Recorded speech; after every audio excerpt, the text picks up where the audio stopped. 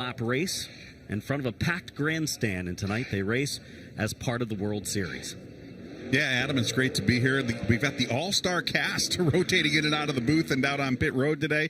Great to be here, and another just absolutely Chamber of Commerce day here in Central Florida, and the first car rolling out for Tour-Type Modified qualifying. Could be the number 11 of Norman Newman hitting the racetrack first to get us going for qualifying. Made his very first NASCAR Whelen Modified Tour start on Saturday night.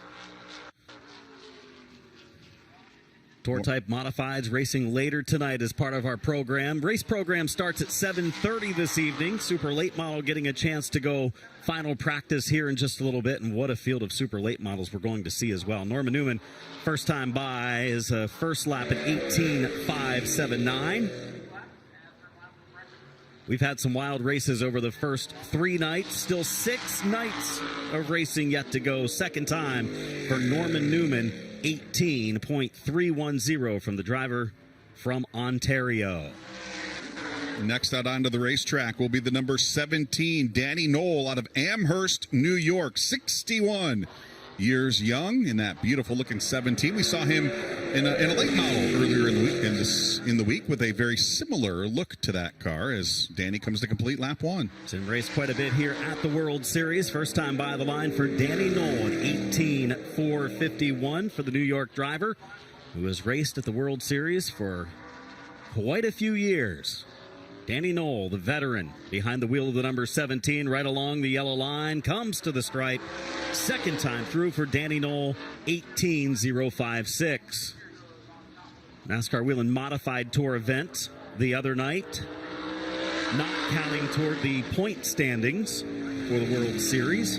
So some of the guys that were in that race, not here tonight, but some of the guys that did not compete Saturday night will be racing as part of the World Series Championship. And this is a guy we saw last night in a 602 mod, J.R. Bertuccio on the racetrack in this beautiful white number 14, and he's going to go second quick on lap 1. Man, he's been racing here for a long time at the World Series. Over 100 career starts with the Tour-Type Modifieds. For J.R. Bertuccio, second time across the line. Does he move to P1? He does, 17.704, 3/10 quicker than second quick Danny Knoll. Just a couple of days ago in practice, we saw Bertuccio have a pretty fast race car, and it was actually yesterday afternoon. Next out onto the racetrack, a guy we did see in action in this car on Saturday night, Eric Goodale onto the Speedway in the very familiar number 58 out of Riverhead, New York, 39 years of age, 4-time World Series winner. 2-time winner of the Blewett race. We have the Blewett Memorial race coming up on Wednesday evening here, the 76 lapper. Many look forward to, of course, the Richie Evans Memorial 100 coming up on Friday night. Tonight, a little wiggle coming off of turn 4 to the stripe. Goodale crosses with a 17.461. That is the lap to beat right now of the first 4 qualifiers. Nearly 30 Tour-Type Modifieds on our list for qualifying here this afternoon. 3 through 8 will be the invert for tonight's feature, the fast qualifier. After the qualifying session ends, we'll draw a pill. 3 through 8, determine where he starts and what qualifier ends up bringing the field to green. We saw the black 7NY in action with Luke Baldwin on Saturday night. The white number 7NY in action tonight with Jack Baldwin on the racetrack. And Jack going to time in with a pretty decent first lap, 18.010, third quick on lap 1 for Jack Baldwin. Baldwin's second time through 3 and 4. Car looks to be pretty good. Solid off of turn number 4 to the stripe. Baldwin will stay in the number 3 position, third out of our 5 qualifiers so far. And that lap by Eric Goodale, the fastest lap of the day. Fastest in practice earlier today was Ronnie Williams at a 17.591. So as the temperature kind of going down a little bit, the racetrack starting to speed up as the next driver onto the racetrack in the number 56, Trevor Catalano, coming to the white. Trevor Catalano, one of the many racing Catalanos that are here multiple brothers in that family, as well as mom, Amy. Trevor Catalano's first time by 17.785. That's third out of our 6 so far. Trevor Catalano at 18 years of age, one of the younger drivers in our Tour-type modifies that we'll see over the next few nights. Second time through for Catalano, moves him up to second quick, 17.629. Next car already out onto the racetrack, and this might be one of the drivers that everybody's kind of had their eyes on this entry list all week long. He's going to be busy throughout the rest of the week over at the big track, but for tonight, he is here. Ryan Preece next to take time. Preece not competing on Saturday night during the NASCAR Wheel and Modified Tour event, and man, did he cut it close. He used up all the real estate in turn number 4. Preece third quick on lap 1, 17.666 for Preece. Connecticut driver, 13 career World Series victories, 3 World Series championships. Has a Tour championship to go along with it. Preece P1, 17.442 fast time on lap number 2 for Ryan Preece. Next driver on the Speedway in the number 5, another driver out of Riverhead, 31-year-old Jeff Goodale, next to look at the green flag. He's made 6 World Series starts in his career, 3 top 10s in those races, gets the white flag, and goes up to P6 with a 17.998 so far. Each of our 7 drivers leading up to Goodale have gone faster on lap number 2. We'll see if Jeff continues that off of turn 4. Little wiggle. Chases it all the way up the track to turn 4 and moves up a spot. 17.755. Good night of racing was had last night here at the World Series for a Sunday evening. Good clean night. Some good racing. One of the best races of the week, the 602 modifieds. Caution free. They'll be on track again tonight as part of our race program as the 71 of James Pritchard is on track. James Pritchard out of Oak Ridge, New Jersey, 36-year-old driver, crosses the line with an 18.296. 8th quick out of the first 9 qualifiers for Pritchard. Modified Monday here at the World Series. 3 different divisions of modifieds on the racetrack in addition to final practice for the super late models. Pro late models also in action yet again tonight as James Pritchard times in. And he does break into that 17-second bracket, 17.940, the second lap time, as the next driver already out onto the racetrack. And this guy has already had a big World Series. Patrick Emmerling coming off that big win in the Whelen Modified Tour opener here on Saturday night, looking for a little more fun here throughout the rest of the week, and he's already under the white flag. Patrick Emmerling was so good on Saturday night, and he's been good over the years here at the World Series, but that was a great performance just a couple of nights ago, and he's pretty fast on lap 1. What does he have in store for lap number 2? 3-time champion of the Race of Champions Modifieds, P1, 17.293 for Patrick Emmerling. Sizzling lap on lap 2 there for Patrick Emmerling, and he is ahead of Ryan Preece by about a 1/10.5. What just a fantastic lap as the next driver on the racetrack, the guy who was fast in practice earlier today, one of the perennial contenders, Ronnie Williams out of Lebanon, Connecticut, under the white flag. Over the last handful of years, Williams has been so good in qualifying. You mentioned his speed in practice, still looking for that World Series victory. Could it come tonight for Ronnie Williams? He would give up a little bit of his qualifying if he could get to victory lane in the race. He has a good car, a 50 across the line at the checkered, and Williams up to P2. 17.302 for Williams, second quick with a 17.304. And you got to figure with 7 top 5 finishes in 24 starts, he's done everything but win here. Maybe this year, finally the year for Ronnie Williams. Next out onto the racetrack in the number 8M, Cam McDermott, next to take time. McDermott has made 8 World Series starts, has a pair of top 10s to his credit. Off of turn number 4, McDermott to the line for the white flag. First time is pretty good. 5th quick, 17.612 on lap number 1. Again, a strong field of Tour-type modifieds. This is some bonus qualifying coverage that will lead us up to a final practice for the ASA Stars National Tournament race time. 7:30 Eastern tonight. Second time for McDermott is 3rd quick. Cam McDermott with a 17.438 third fast. Another driver that is always a strong contender here at the World Series of Asphalt. He races regularly up at the Wall Stadium in the number 24 out of Freehold, New Jersey. 34-year-old Andrew Kraus next to take time.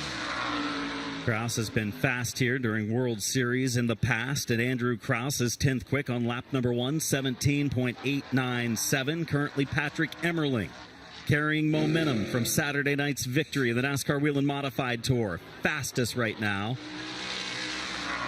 Kraus across the line does not move up the chart, still 10th out of the first 13 qualifiers. Very quick pace here in tour type modifying qualifying. Timmy Salamito, the next under the green flag in this really cool looking number 66 car. 9 career NASCAR Wheel and Modified Tour victories for Salamito as he comes off of turn number 4 and crosses the stripe with a time that puts him in 7th quick for Timothy Salamito. Qualifying coverage continues here on FloRacing. What a night we have. Tomorrow night, then, the big 200-lap Clyde Hart Memorial for the super late models of the ASA Stars National Tour. Salamito goes 3rd quick, second time with a 17.376. Within a 10th of fast time, Patrick Emmerling currently holds it. Jeffrey Battle next under the green flag in a car that kind of reminds me a little bit of the legendary Richie Evans, number 61 hot rod. This is a very cool looking number 19 for Jeffrey Battle. Can't go wrong with that color of orange as the white flag waves, and Battle 12th quick, 17.910.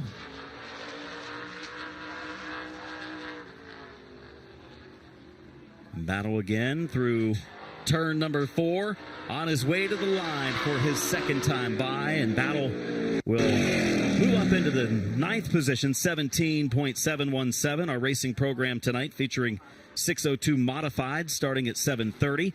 Tour type modifieds, 59 laps tonight for their first official World Series event. Pro late models, 35 laps, and then the Florida modifieds to wrap it up with a 50-lap feature. All racing starting at 7:30. Again, we have bonus coverage of practice, final practice for the ASA Stars National Tour at 6:45 Eastern Time tonight. As you're watching qualifying for the Tour Type Modifieds. Hard to believe we're already on night number 4. It goes by so quickly once we get things rolling, as the next driver already out onto the racetrack in the number 29. So 25. Or 25, Brian Roby, excuse me. I've been used to seeing the Robies in the 29 car all week. Cole Roby driving a 29 right. Pro late model. The 25, Brian Roby from New Hampshire.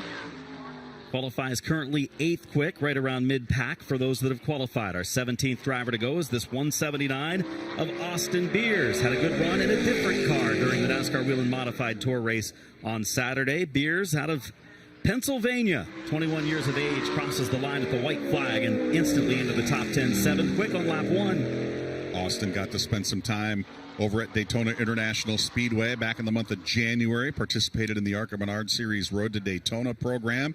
Had a great time hanging out with him and his family as he comes to the checkered flag. Let's see if he's able to make up some ground, and he does. 4th quick, 17.412. Great second lap there for Austin Beers. Qualifying continues. We're down to, I would say, about our last 10 qualifiers to go as the number 1 hits the raceway. Steven Kopsick qualifying in his Tour Type Modified. Newton, Connecticut driver crosses the line at the white flag. Kopsick goes 8th quick on lap 1. Pretty good first lap. Driver's picking up a couple tenths on lap 2. If he does, he'll get up into the top 5. Kopsick started on the front row on Saturday night, didn't he? Had a real good qualifying run for the Wheel and Modified Tour season opener on Saturday night. Good second lap. Did not pick up enough to move up. He stays in the number 8 position, a 17.481. And I think this might be the most anticipated qualifying run of Tour Type qualifying for me. We've been talking about it all week. Glenn Stiers in the number 0 making his Tour Type Modified debut in this beautiful number 0. Let's see what Glenn can do here on lap 1. Glenn Stiers right now 19th, 18.569. He drives a little bit of everything. Modifieds over at Volusia. Picked up a feature win last week in the mods there. Ran the Pro Late model last night, as well as his other car that was piloted by Trayton Lapsevich. Second time for Stiers, 18,368. And his first opportunity to qualify a Tour Type Modified. Good to see Glenn in the Tour Type mods here this week, as he said, bouncing around all over the state of Florida as the next driver already under the green flag, Tyler Catalano, looking to take the white flag. Let's see where Tyler ends up here after lap 1. 20-year-old driver crosses the stripe at the white and goes 17th quick. 17,957 for Tyler Catalano. And I love the fact that the entire Catalano family comes down here every year and races every night of the World Series. Like family vacation time with race cars. You gotta love it. Multiple trailers to bring those rides down. Second time for Tyler Catalano, 13th quick, 17,727. Speaking of which, Mama Catalano, Amy Catalano on the raceway right now, the black and pink, number 64. Ontario, New York driver, making the annual voyage here to New Smyrna Speedway. White flag up, first lap in the books for Amy Catalano. Pretty decent first lap, 17,951. Most drivers able to pick it up on lap 2, so we'll see how Amy can do here and see if she can jump up into the top 15. Patrick Emmerling still holding fast time, 17,293. Big pickup on lap number 2 for Amy Catalano into the top 10, 9th quick. We've seen her over the last couple of years put in some pretty good laps, some good speed, and right now she is the fastest Catalano that's been on track. Another guy that had a really impressive run on Saturday night, Craig Lutz in the number 46. Coming to the white flag, Craig with a very strong performance in that 200 lapper, looking to maybe pick up a win here tonight. He's usually pretty fast when it comes to all of the Tour Type Modified races here at the World Series. 17,762. First lap, not quite there. Let's see if he has a big pickup on lap 2 to move up the chart. Lutz across the line. Moves into the top 10. 9th quick for Craig Lutz, 17,564. Jake Lutz up next. The Lutz Racing family out of New York. Jake Lutz, 5th in the Race of Champion modified points 1 year ago. Making an appearance here at the World Series and crosses the stripe does Jake Lutz with a time that's 20th quick right now, 18,025. Qualifying coverage live here from New Smyrna Speedway as part of Night 4 of the World Series. The Tour Type Modifieds, the only division to single car qualify tonight. The rest came from practice earlier for the other divisions racing this evening, and Lutz goes 12th quick. 12th quick on a big pickup on lap number 2, puts him around mid-pack, 17.649 of the 23 qualifiers that have gone. Up next is Dave Sapienza's 36. Another one of the Riverhead gang. You know, we had the Alabama gang. Well, we've got the Riverhead gang as well. Dave Sapienza, 59 years of age, 39 career starts here at the World Series. Former Turkey Derby winner up at Wall Stadium. Sapienza making his way through 3 and 4, coming to the checkered flag. 19th quick after his first lap and picks it up big time into the top 10. Good effort for the 36 of Sapienza. 17,622. Again, it will be a 3 through 8 for the invert tonight to determine where the fast qualifier starts. Here's a couple of drivers that are potentially in that bubble zone. Ryan Preece in 6th, Eric Goodale in 7th, Steven Kopchak in 8th. That would be if we did draw an 8 for that invert. They might be in bubble territory as the next driver already under the white flag. Chris Finacharo right now, 22nd quick in the number 8, 18,041. Second time for Finacharo across the line. Who's up a couple spots into 20th position, 17,798. I believe we are down to possibly our final qualifier here. And it is none other than a multi-time champion of the World Series, Matt Hirschman. Matt had a tough night on Saturday night with some oil issues and smoke coming out of the side of that number 60 car, looking to get that thing pointed back in the right direction. Let's see what he does here on lap 1. No surprise, he is up near the front, third quick on lap 1, 17.361. I would say he's a threat for the pole. That's the fastest so. first lap. He almost did it on lap 1. Hirschman, a 5-time World Series champion, 7 times. He's won the Richie Evans. Second time is actually slower for Hirschman. Only driver through all of qualifying to go faster on lap 1 than lap 2 is Matt Hirschman. 17.361, his lap of record. And that puts him in third position. Patrick Emmerling. Fast time. Boy, it's been a big week for Patrick already. Great start. Victory Lane on Saturday night, fast qualifier here on Monday night. And you know, we always talk about how methodical Matt Hirschman is in that 60 car. I think there might be some brain games already going on here behind the wheel of that 60 car. I mean, he was like 3.5 tenths slower on lap number 2 was Hirschman. I'm going to bet you he's maybe playing the invert here a little bit. We'll see how that works out. Well, third quick could put him on the pole. There's a look at the super late models of the ASA Stars National Tour. Hoods up, most of them off the ground, being worked on right now as they get ready for final practice, which comes up about 20 minutes from now, 6:45 Eastern time. They will get a half-hour practice session, and it will be their final practice, and we will have the live coverage on FloRacing as part of our bonus coverage here from the World Series. They do not practice tomorrow. They just go through tech and get ready to go qualifying. Then they have an autograph session before race time tomorrow night. Get here about 6 o'clock.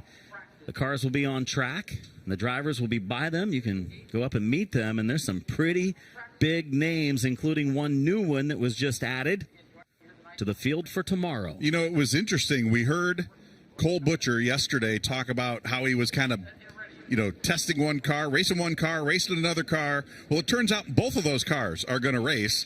Cole's going to drive one, and someone else going to be in that other one. Look at these guys. There's Derek Griffith, Bobby Good in the 27, Mike Hopkins from the Northeast in the 15. Preparations going on there. Spencer Davis, fast race car in his super late model, won the pro race last night. How about this guy? Corey Hall. Career win number 1 in the World Series here last night. There's Derek Thorns, number 96. Derek, always a contender, no matter which side of the country he's racing on. Brad May, multi-time champion at New Smyrna Speedway, getting his car prepped. Nicholas Noggle, coming from Canada. Nearly 40 super late model entries. There's one of the Donnie Wilson Racing, number 28, Cole Butcher.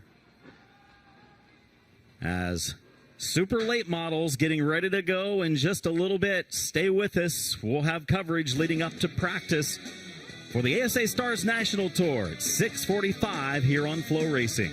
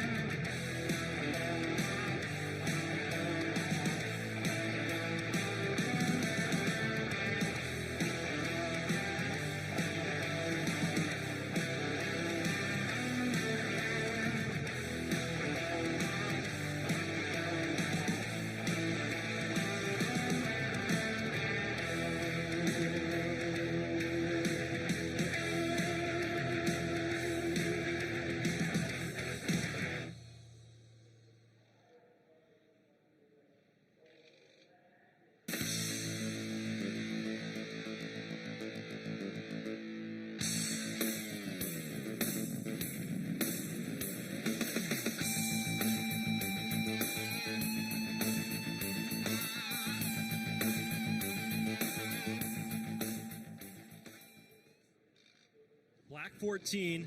He's about 8 cars back, 4 wide through the middle. Yeah, you hit him with the old Razzle Dazzle. Check that out. I like it. That didn't take long to come out. We'll get you on the mic for about a minute and a half at Razzle Dazzle. I love it. It's Modified Monday here at New Smyrna Speedway. We're here with Ryan Priest. Ryan, before you get in the car, you got in the booth the other night, and it took you, what, maybe 90 seconds to say the old Razzle Dazzle? So for those at home, I just need you to explain before we get started here, what is the old Razzle Dazzle? Man, you're going to have to go see Waddell. I've just, racing, when I race at Stafford locally, and so anybody from the Northeast knows what Sean Waddell Communications, he's also a spotter, and every week he just had something new to say, and Razzle Dazzle just stuck with me, and I think it has something to do with, like, making some moves stick or whatever, but you might have to go ask Waddell about that one. So Ryan Priest told us we had to go check with Waddell himself to see what the old Razzle Dazzle is, so let's go. It's locked. Of course it's locked. Gary, can you unlock that, please? We're coming to interview you. We were just talking with Ryan Priest, and we asked him what the old Razzle Dazzle was, and he said that he really didn't have a definition. He said we had to come see you to find out what is the Razzle Dazzle. Well, the Razzle Dazzle is a little this, a little that. You never know what you're going to get. You're going to get the bumper, the door, or the quarter panel. So it's just, I still don't know. Like, what? How do you do it? How do you pull it off? It depends on who you're racing with, how bad you want to be the Razzle or the Dazzle. So what is the Razzle itself? The Razzle's a half a rat, half a weasel. What is the Dazzle? The Dazzle's the way you pull the move off. Who was the original Razzle Dazzle? Was it Ted Christopher? Yeah, Teddy. Instead of the 3-tap, you give a little Razzle Dazzle. Now, Priest was saying, obviously, you spotted for him a lot. How many times did he pull off the old Razzle Dazzle for you? He pulled it off a few times. Hopefully he can pull it off tonight, maybe. Are you spotting? No, Mike Herman Jr. up on the roof. Are you going to tell him to pull off the Razzle Dazzle, though? Oh, Herm knows how to do that. He knows the drill. It was probably the most appropriate thing he said that you can repeat. That's probably what it is, right? I think that has something to do with it.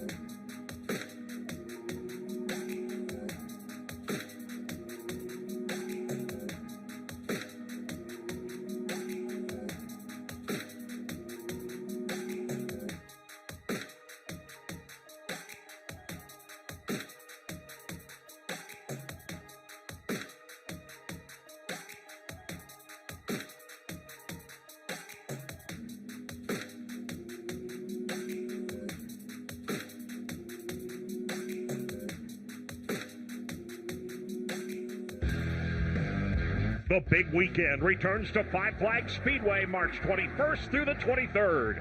Outlaws, Pro Trucks, Sportsman, and Crown Stocks on Friday. The Arca Menard Series Pensacola 150 and the Vors Compact Tour on Saturday. The Road to the Snowball Derby kicks off Sunday with the ASA Stars National Tour. March 21st through the 23rd. For discount tickets, go to fiveflagspeedway.com.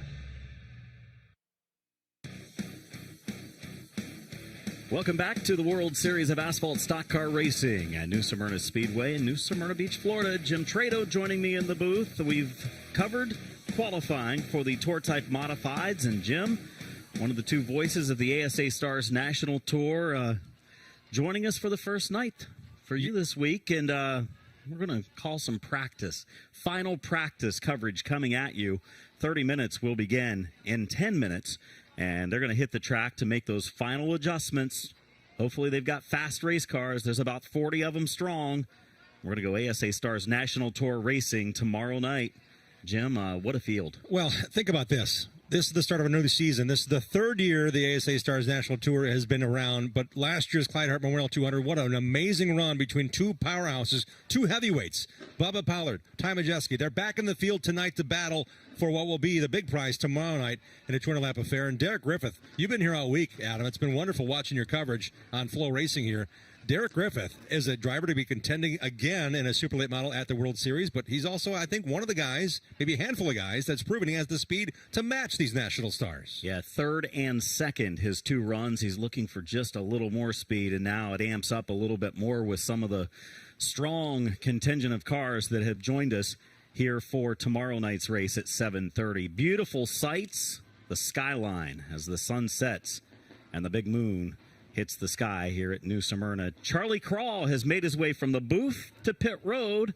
He calls a lot of these ASA Stars races from pit road. And Charlie, I'm sure you're going to have plenty of stories, if not tonight during practice, but tomorrow night during the race. Yeah, Adam, thank you so much. Teleported from the booth down here to pit road, and I'm standing with a guy who has had a great start to the week already, Carson Brown. Already a win. What's the plan for tomorrow night? You going to make it two this week in the big 200-lapper? Yeah, we're feeling pretty good. I hope so, you know. Anthony's got this thing tuned up pretty good. And, yeah, we're feeling pretty good. You never really know until the race starts. And after qualifying, it is a little hard to pass here at New Smyrna, but we'll see. Well, it's not hard to pass when you start up front. I know Carson Brown's going to want to put that car up near the front. A team here for tomorrow night. Colby Howard in the number 18. Colby, you've got a lot of super late model experience. What's it going to take to put this 18 car in victory lane here tomorrow? We're going to need a little bit more. We're struggling on it right now. A lot of good cars here, but 200 laps and anything can happen. We'll see. Well, anything can happen. Hopefully it's all good for the 18 car. We're going to let these guys go get ready to hop in. I see another couple of drivers down here that we're going to go grab. I see Colt Butcher's going to climb in, so we're not going to grab him, but we're going to grab George Phillips over here. George, making the transition from pro late models to super late models. You picked up a couple of wins here in the World Series last year, making the transition to the super late model. First of all, how's that transition been for you? You getting the hang of the super late model stuff? It's been going really good. I've been getting the hang of it in practice. We're really good. I just want to thank Bobby Foley, and I just want to thank God most of all. I want to thank my spotter, Pockets, Donnie Wilson Racing, all the guys, all my sponsors. Everything's going good. What's your plan for tomorrow? Are you going to run hard to get to the front, or are you going to let those veterans in front of you burn those tires off and wait and make a run late? Well, I'm going to save. I'm not planning on this to save. I want to be there at the end. Just won't have some tire left. I think we'll be pretty good at the speed we've shown in practice. I think we're ready for tomorrow night. All right, George Phillips, one of the highly touted youngsters. I see a driver over here talking to a bunch of guys. Normally we wouldn't interrupt the conversation, but it's just the FloRacing content team. So we're going to come in and grab Gavin Bichelle. Gavin, you've already got a win here at New Smyrna Speedway in 2025. How's that going to help you translate to a second win in the 200-lapper tomorrow? We've been here all week, so I'm pretty excited to get after it. Our guys have put in a lot of work for this, and I'm pretty confident in our car right now. We've been pretty fast all week long, and now it's just my job to turn left and hit the gas. So can't thank this whole entire JBL Toyota Wilson crew enough, and we're going to be hopefully staying in victory lane tomorrow night. All right, Gavin Bichelle's got something like 30-something different championships along the way. Another guy that's been in the news this week, he's had a really rocket-fast race car. We're going to grab a quick word with William Sawalich, my buddy William, two-time defending ARCA Menard Series East champion. William, first, I got to ask you about all these marks on the right side. You haven't taken these off. Are you proud of these battle scars? I mean, sure. I mean, they're a part of short track racing and what it's all about. So proud to represent them, that's for sure. Hopefully we'll get some more speed out of it for tomorrow night and hopefully end up P1. All right, you guys have had a fast race car, notwithstanding anything else this week. You guys have had a fast race car. What have you learned here that's going to help you tomorrow night in the Clyde Hart Memorial 200? Yeah, I mean, obviously long run speed and how the rubber falls and what the modified rubber will do and where the lanes will change in 1 and 2. I think the top will probably end up coming in a good bit, hopefully, because that was pretty good there the first race here when we ran really good. So hopefully it plays in our favor, and right now we're just going to work on some long run speed. All right, William Swallows going to have a big year making the leap into full-time NASCAR competition. I'm going to grab one more quick word with one more quick driver. Dawson, come on out here. Dawson Sutton, driver, the number 26. This young man had a really good start to the year, winning a super late model race out at Kevin Harvick's Kern Raceway. Unfortunately, your favorite race car got a little banged up here on opening night. First of all, tell me what happened, and then tell me a little bit about this race car you're about to hop in. Yeah, it's pretty unfortunate. You know, it's been a good week. Other than that, you know, a good learning curve coming here last year, and had a good 3 wins in the Pro Late model, and it's really had a good learning week. But unfortunately, we lost brakes. I'd say 10 to 15 laps in the other night, and just went from downhill from there on, and the brake pedal went to the floor, and really couldn't do anything else other than that. But honestly, we'll move on to tomorrow night for the big race, and I think we'll have a really good shot. And my team's brought me a good race car, and I'm just really fortunate. All right, Willie Allen says Dawson's pretty confident about tomorrow night.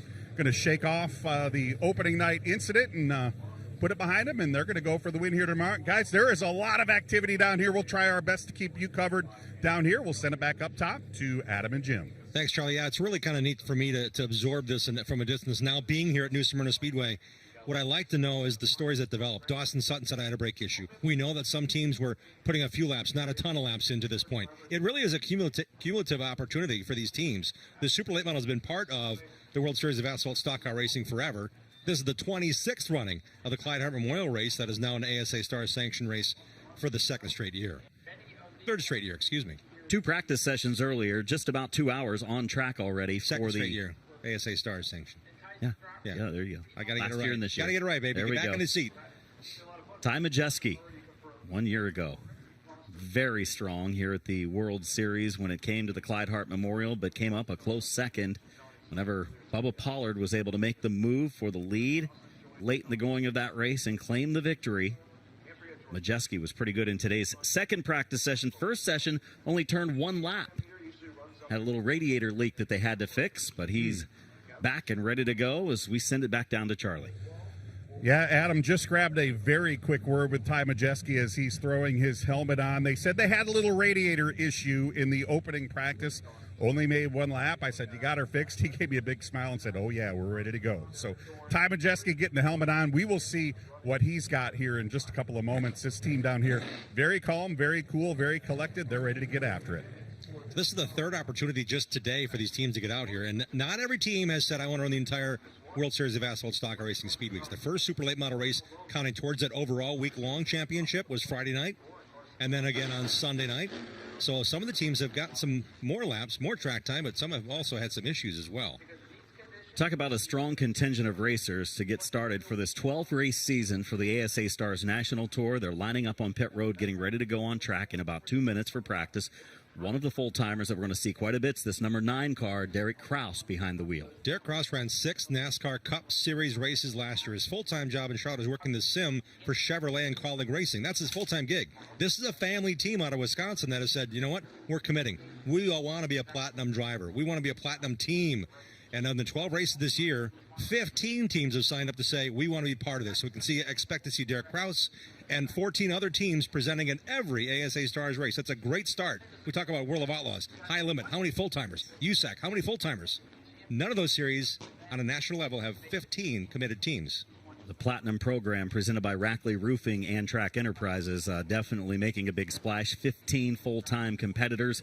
One of them, this 96 car, Derek Thorne. That was a big announcement. Huge. Highland Motorsports has done a great job in the Cars Pro Late Model Tour. They won the championship with Caden Quapple. They won the championship with Luke Fenhouse. This is a team that really has put together a lot in a short period of time with Josh Reeves kind of overseeing the operation.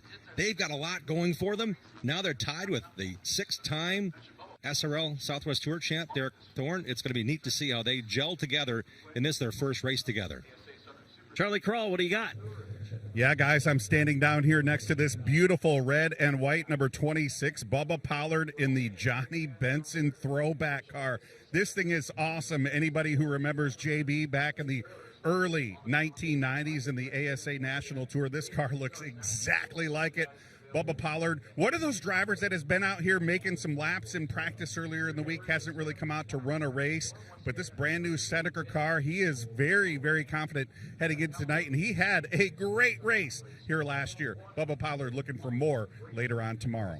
Oh, man, I remember that paint job like it was yesterday. 1993, ASA National Champion, Johnny Benson Jr., wins a championship. In 1994, he was the NASCAR Xfinity Series Rookie of the Year. 1995, NASCAR Xfinity Series Champion. 1996, Cup Series Rookie of the Year. I mean, that was a huge launching period and a huge rise for Johnny B out of Michigan.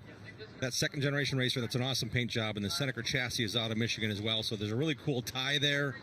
It brings back a whole lot of memories for me following Johnny as I did on the old TNN days on TV. Showing the 83 car in his pit stall. Driver outside of the car right now. No need to go out right away. It's going to be busy racetrack right now in Story Hall. We got 50 laps last night just and hanging out, right? Pretty good.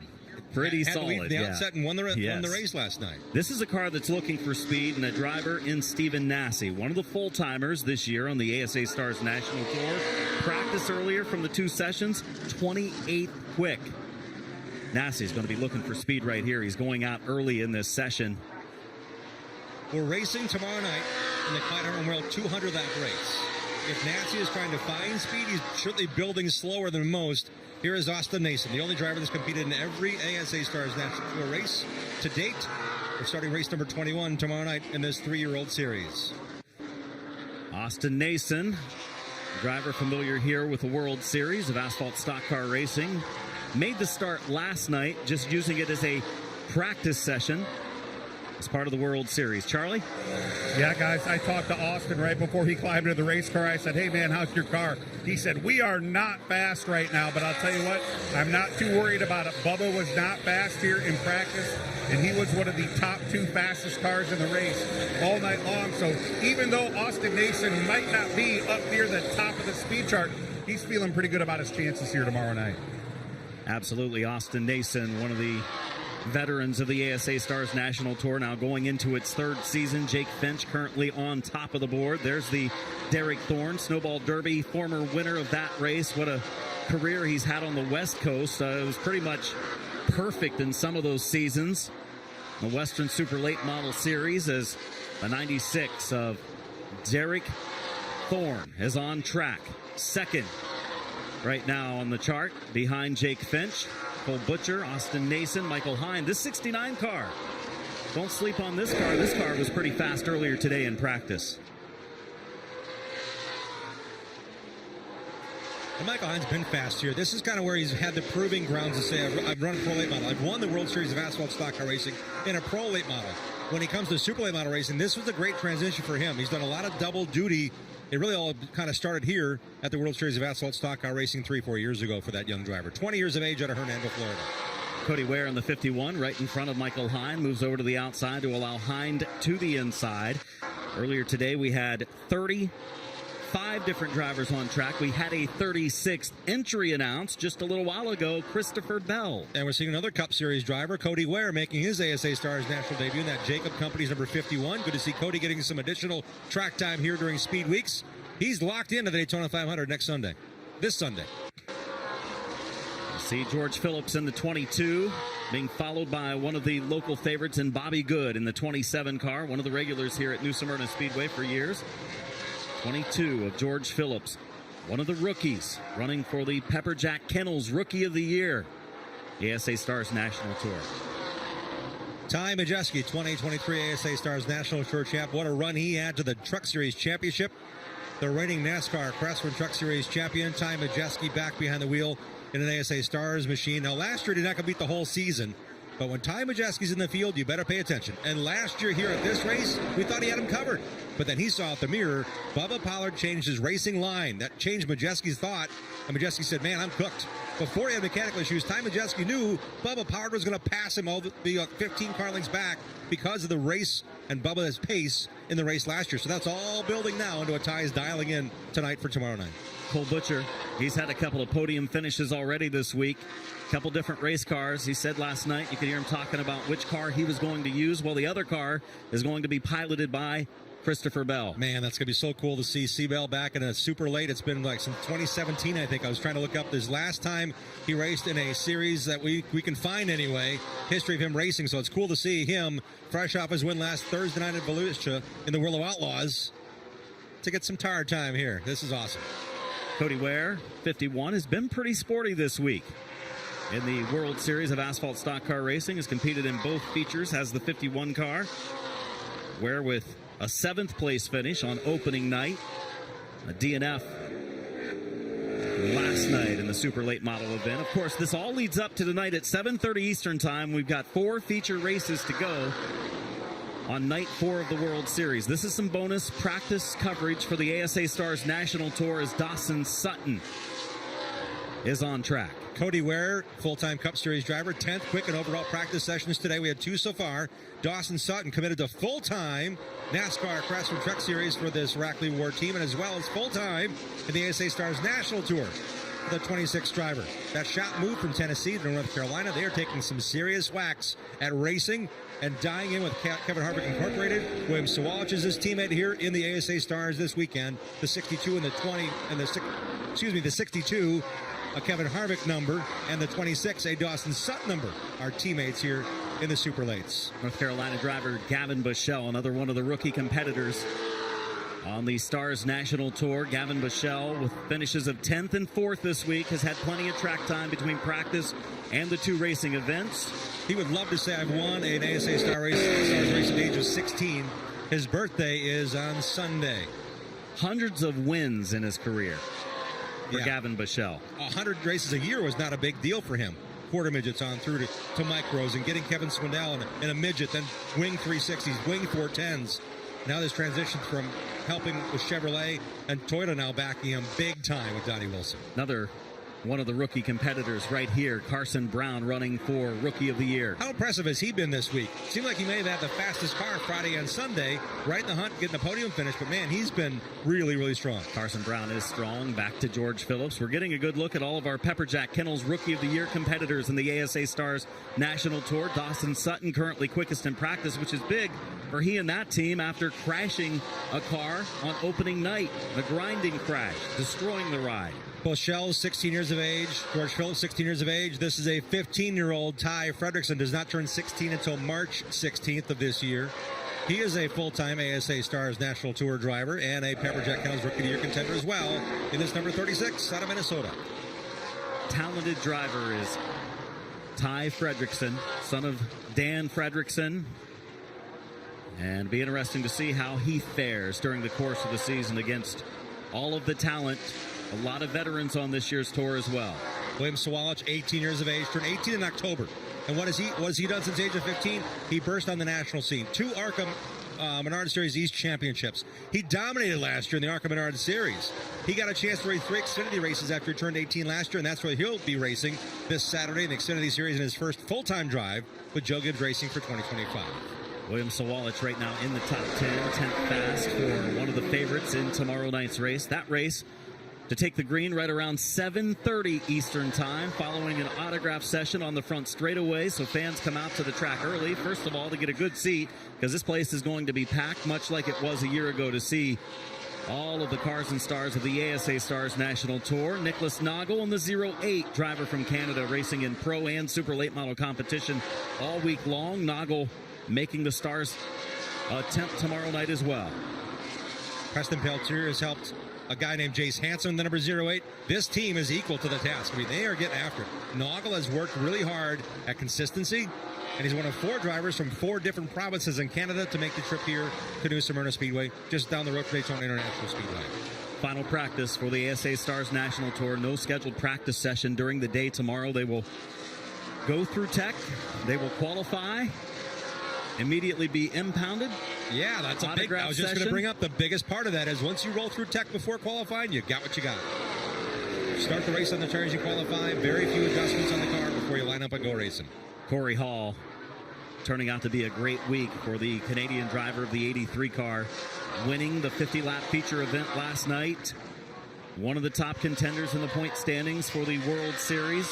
This guy, speaking of point standings, many-time champion here, has turned probably more laps around this track than anybody in the field tomorrow night. Still very current. I mean, when the 1996 and 1997 Brad May did the limited late models, which now have become the pro late model class. But when you're talking about relevancy, Brad May has been relevant here at New Smyrna Speedway for a long, long time. And he still is. He's very fast. He's going to be a contender tomorrow night. I can tell you that Brad May, if all things go right, you expect him maybe to run 10th or so by lap 150, and then Brad May is going to do what Brad May does here, run up front a lot towards the end of that one. Hey, Brad May was racing a limited late model, I believe, when I came down in 2001, just as a race fan sitting in the stands to watch that year. 29 of Austin Terrace on track. 22-year-old out of Gray, Maine, making his ASA Stars National Tour debut. Austin Terrace has been running as part of the World Series, one of the drivers that has been here since the middle of last week. Finishes of 24th and 18th so far. Would like to transition to a good finish in the 200-lap race tomorrow night. You know, we say the big names, Gary Ballou and Dick Trickle and Joe Shear, and everybody from around the country would come here every year to start their season early, get a good head start on what they could do when they went back to the Northwest or Midwest. This track and these consecutive nights of racing can really set that barometer, saying, hey, are you ready for this? And Terrace is one driver that I think has said, it's my turn. Chase Pinson, number 14 for Carson Osama Racing, has made the commitment. He's all in on Super Lates this year, starting at New Smyrna Speedway Racing for the ASA Stars Rookie of the Year and National Championship. Good crop of Pepperjack Kennels Rookie of the Year contenders. Not just contenders for Rookie of the Year, but contenders for wins. It's a strong field as Dawson Sutton, a rookie on the series last year, champion at Nashville Fairgrounds Speedway in the Pro Late Model Division a year ago with a few wins there, leading this final practice session that goes up until 7:15, so another 20 minutes or so on track. Good look at Spencer Davis doing double duty this week in the Pro Late Models and Super Late Models in the number 96. I just like to see that he's smiling and enjoying it. He's worked so hard. I've seen him at NASCAR race weekends at Bruce Cook, working on a truck. He's actually got to start, he ran the race at Kern this year in January, the Menard Series West season opener. To see Spencer here doing this, I guess it's nothing new for you to see Spencer doing, 2, 3, 4, 5 different divisions over the course of Speed Weeks, but I think he's really where he wants to be right now. Not aspiring, not fighting for every dollar to maybe make 5 or 6 NASCAR Truck Series races. He's excelling now in the Ben Kennedy Racing with a schedule that's pretty aggressive when it comes to Super Late Model racing across the country this year. Spencer Davis, a former Pro Late Model World Series champion, racing a couple of nights this week, having that win a night ago in the Pro Late Model race. Spencer Davis, 2 nights ago, claiming victory over Connor Jones. An exciting finish. William Sawalich taking his car to the pits. Charlie Krall, Spencer Davis has had a good week so far, and his car's been fast in today's practice sessions. Yeah, it sure has, Adam. And on practice day here on Thursday, he led one of the Pro Late Model sessions, climbed out of that car, climbed into the Super Late Model that he's in right now, led that practice session. He's been very adaptable to both the Pro Late Model and the Super Late Model. And as you guys said, already been to victory lane. That number 96 team is on fire here this week. Don't be surprised to see him up running towards the front in that Clyde Hart Memorial team. Yeah, that great point, Charlie. As we take a snapshot at looking at timing and scoring on the left side of your screen, we also want to remind you that as Spencer Davis is 19th fastest right now, 18th quick, William Sawalich. 20th quick, Kyle Steckley. 21st quick, Cole Butcher. 22nd quick, Connor Jones, who's had a great week. Stephen Nassy, 23rd fastest. Austin Nason and Michael Hine, 24th and 25th quickest right now in practice. So it's not a much to get from 1st to 19th, not much between 15th and 30th really on the speed chart. Connor Jones right now 19th quick in this practice session, but Jones was faster earlier today, and he's obviously had a lot of laps on track between the Pro and the Super this week. They've been a little bit better and faster in the Pro Late Model. thought he had the win with 2 laps to go. A yellow flag came out last night, and things didn't result in the way that Connor Jones would have liked, especially with the contact that ensued between Jimmy Renfrew Jr. and he going into turn 1 on the restart. So he's going to be looking for a pro late model victory later tonight. And, of course, Big Stars race tomorrow night. Connor Jones and his dad have put a lot of time and effort into the Super Late program. Last year they ran 13 NASCAR truck races with Thor Sport Racing, among other races. A lot of Cars Tour races for this driver, so it's good to see him back here in a Super and a Pro. They came prepared for Speed Weeks here and the World Series of Asphalt Stock Car Racing, no question. This is Connor Jones, Fredericksburg, Virginia driver. In the number 44, 18 years of age. Yeah, he and his dad, Robbie, have put together a lot of effort to get this car and this driver righted. And he's made an effort to say, I need to race clean. I am racing clean, and I'm still not getting the results I want. I think if he hit the rewind button in those last 5 laps last night, he might have played it a little bit differently. He chose the outside line in the last restart and just did not get clear of Jimmy Renfrew before they got to turn 1. And there could be a number of factors involved there. But Jimmy Renfrew said, hey, man, I tried to stay off him. I just could not hold my car down. And I applaud emotion. Connor Jones was upset, but I also applaud the fact that he kept his cool, stayed contained kind of within his area. And there's drivers like Stephen Assey that he has learned as well over time. You can get mad. You can run down pit road to try to tell somebody what's going on.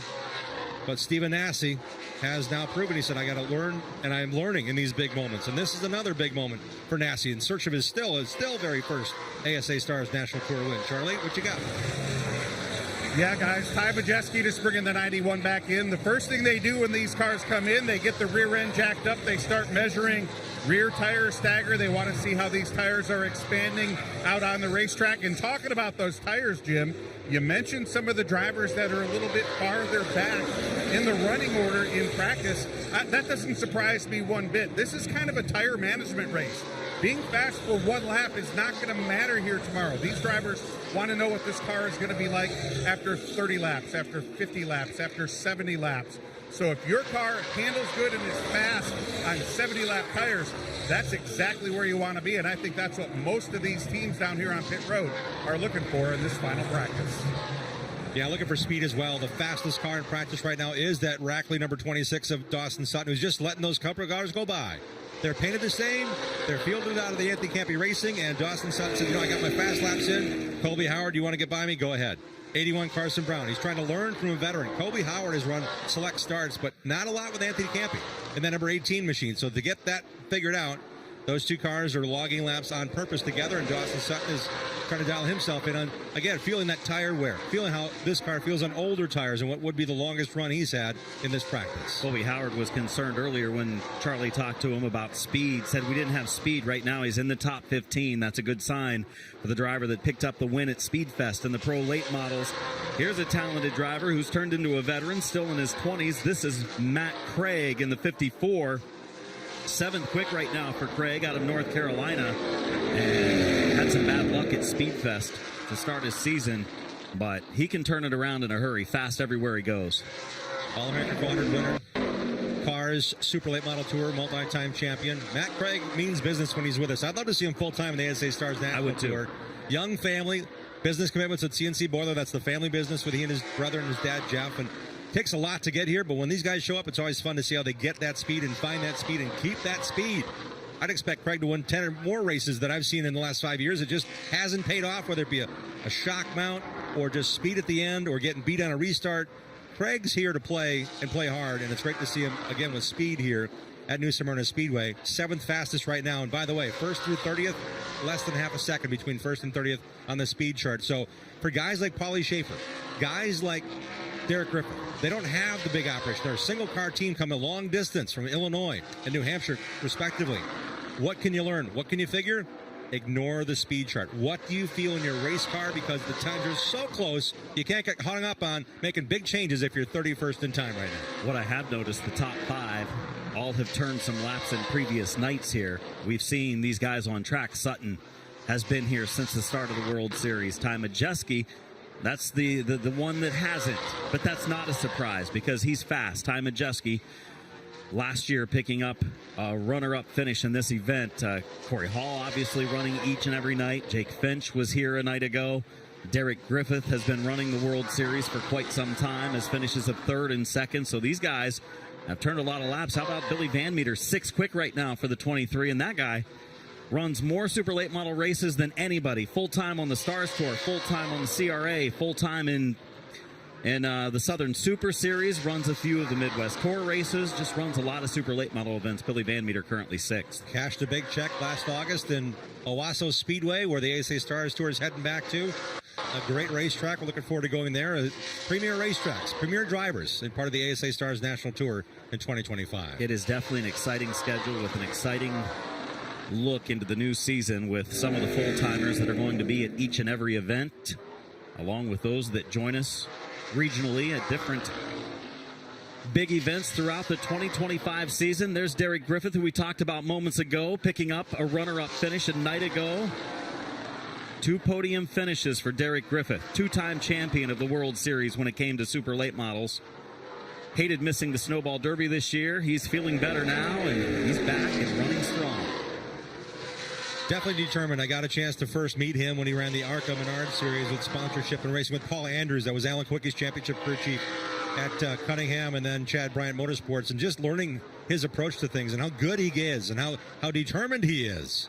This young man's on his own used car and auto parts and import business for a long time.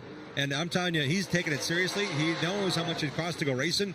At 28 years of age, it's been like 10 years of him searching and finding and working in a business to afford him the time and effort to go racing at this level. Back to the 96 of Derek Thorne. Thorne finds himself inside the top 10. That was another one of those big announcements. And they kept coming out from the ASA Stars National Tour on drivers that you would see at each of the 12 events this year. Coming from California, Derek Thorne, winner of the Snowball Derby. And I think he's going to have a pretty good piece for tomorrow night's Clyde Hart Memorial 200. This, again, bonus coverage of final practice for the ASA Stars National Tour Super Late Models.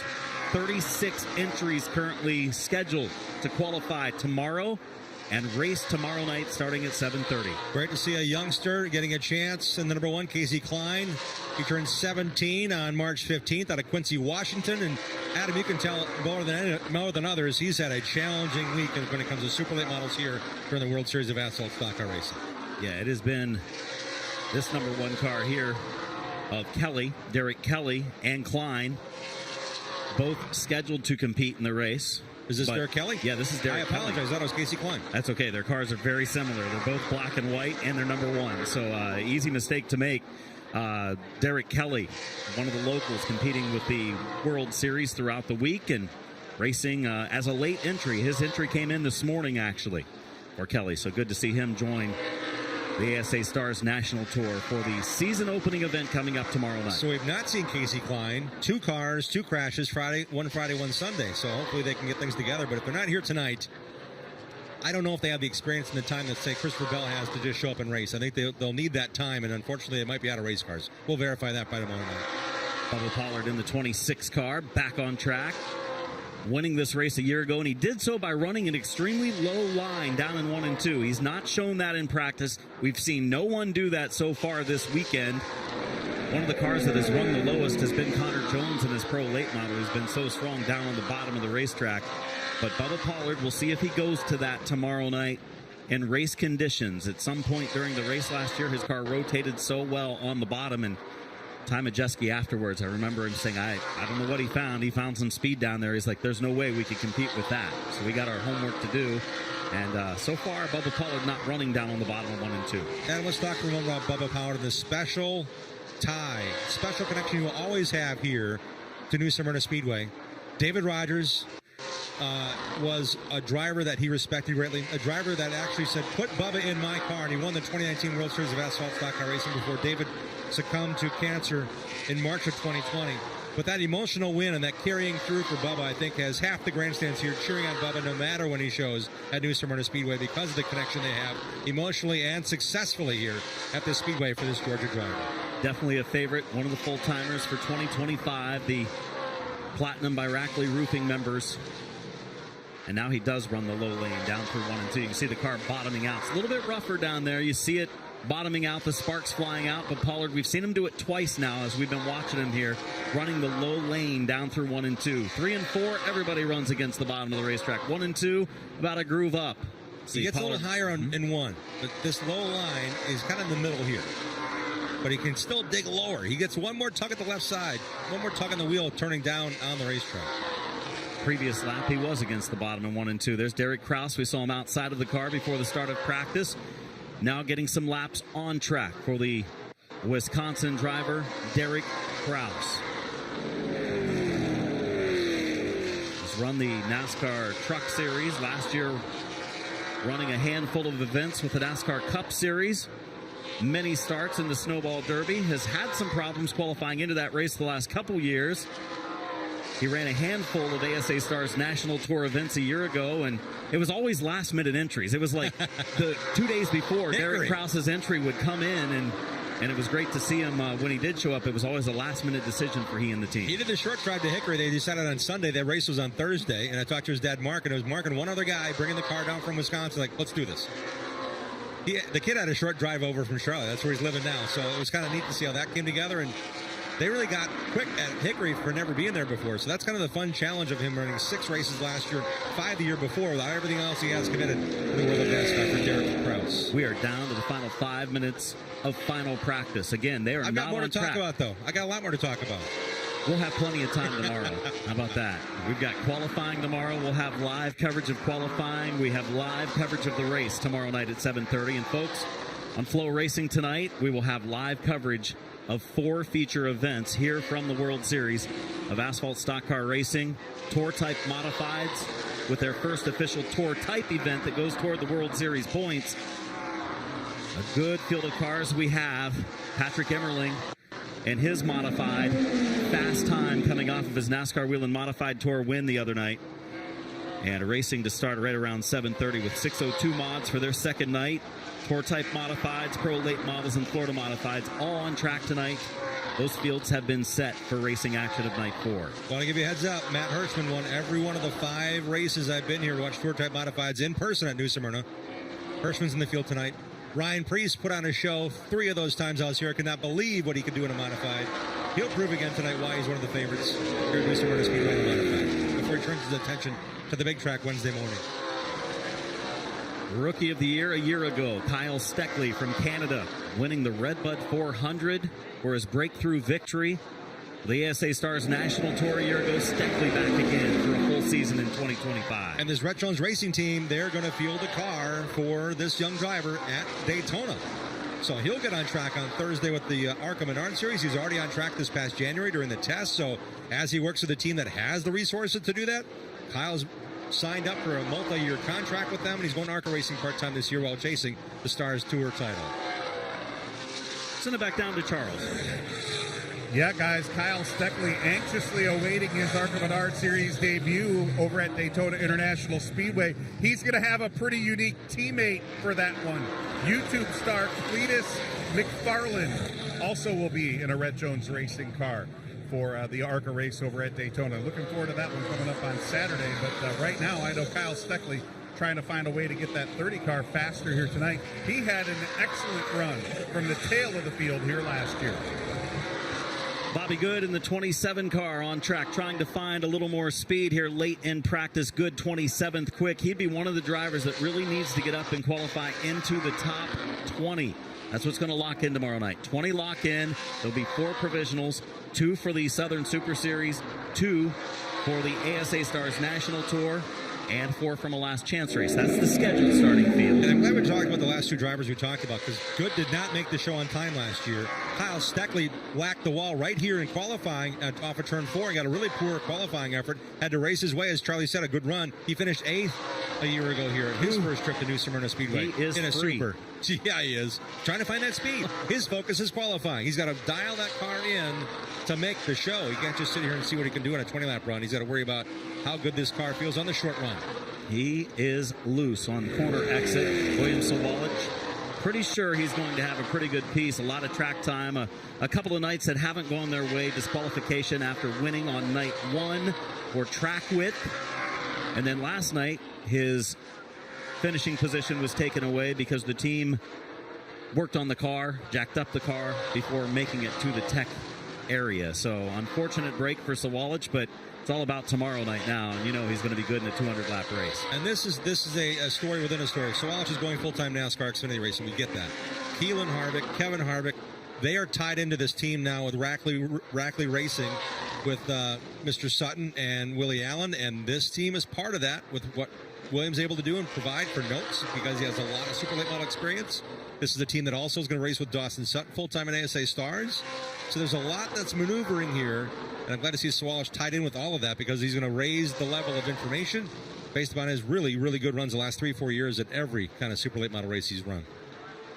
Time is running out on practice, down within the final minute of final practice. Ty Majeski, second quick right now. He's not a surprise. Look how low he got there. Right There's a against lap the car, bottom. but he's trying. We'll keep an eye on Majeski here as we're down to the final couple of laps, right against the bottom through 3 and 4. The car winning the championship 2 years ago in the ASA Stars National Tour. Takes the higher entry in, about a groove off, but really cuts her down to the bottom on the exit of turn 2. A little more rubber being put down on the track down on that level between all the divisions that race here, but Majeski's trying that bottom.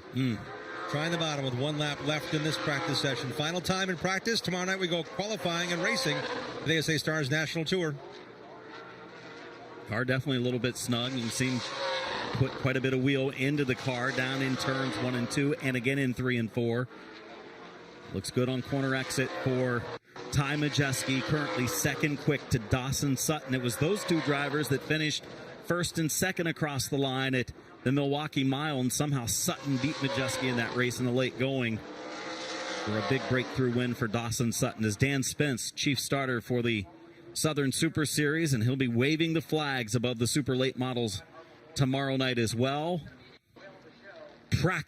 Final practice has come to a close for the ASA Stars National Tour. Dawson Sutton beat Ty Majeski with a better handling race car late at Milwaukee. Majeski also had a car pass him for the win at the Snowball Derby in December in Caden Honeycutt. This is amazing. Ty Majeski doesn't put a lot of laps in usually in practice. He's got 29 laps in to Dawson Sutton 16 here tonight. I think the only driver that has more laps in is Gavin Bushell and William Sawalich. So it's dial-in time for Ty Majeski. Things are not where he wants them, or if he wants them right where they are, they're trying other things to get their car dialed in. Dawson Sutton has a car that's pretty quick. We saw him fast. We saw him fastest in practice for a little while, and he's now with Charlie Kroll. Yeah, Jim, this car really rocket fast on new tires. How is it on 20-lap tires, Dawson? Yeah, it's really good. I feel like we have a really solid race car with our backup. We destroyed the other night. We destroyed the primary, but bringing out the backup, I think we have a good race car, and I feel like we keep getting it better and better on the race runs, and I think we have a really good race car for tomorrow night.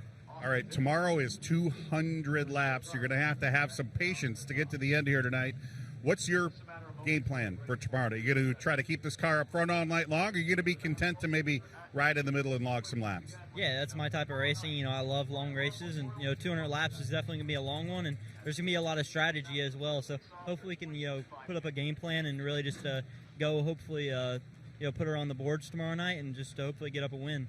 I know this super late model program very important to the entire Rackley War Racing team. How does this help you as a driver as you get set to go chase the NASCAR Craftsman Truck Series Championship as well? Yeah, it's really cool, just to race for Rackley War and to have my dad and Willie on my back, to ask questions from, and have Kevin Harvick. It's really cool to, have all those guys there that, just so, they just know a lot of stuff, and to ask questions from them and to improve every, day and every week with the racing side and the business side. It's really cool, and hopefully we can go, prove a point this year and hopefully have a good year in the Truck Series as well. All right, you mentioned it. What was it like to beat Kevin Harvick at his home racetrack? Yeah, it was really cool, to race there, and to beat him there was a different story. So hopefully we can keep improving and hopefully race against him more, because it was really fun, and hopefully we can continue to have a good rest of the year.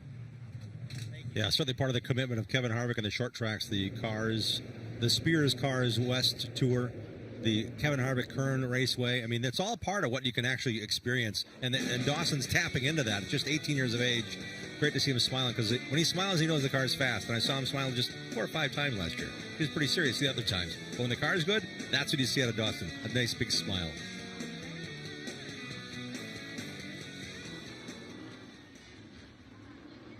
Clyde Hart Memorial 200 coming up tomorrow night, 7:30. In the World Series of Asphalt Stock Car Racing. 7:30 race time tonight. Four features on the card here tonight.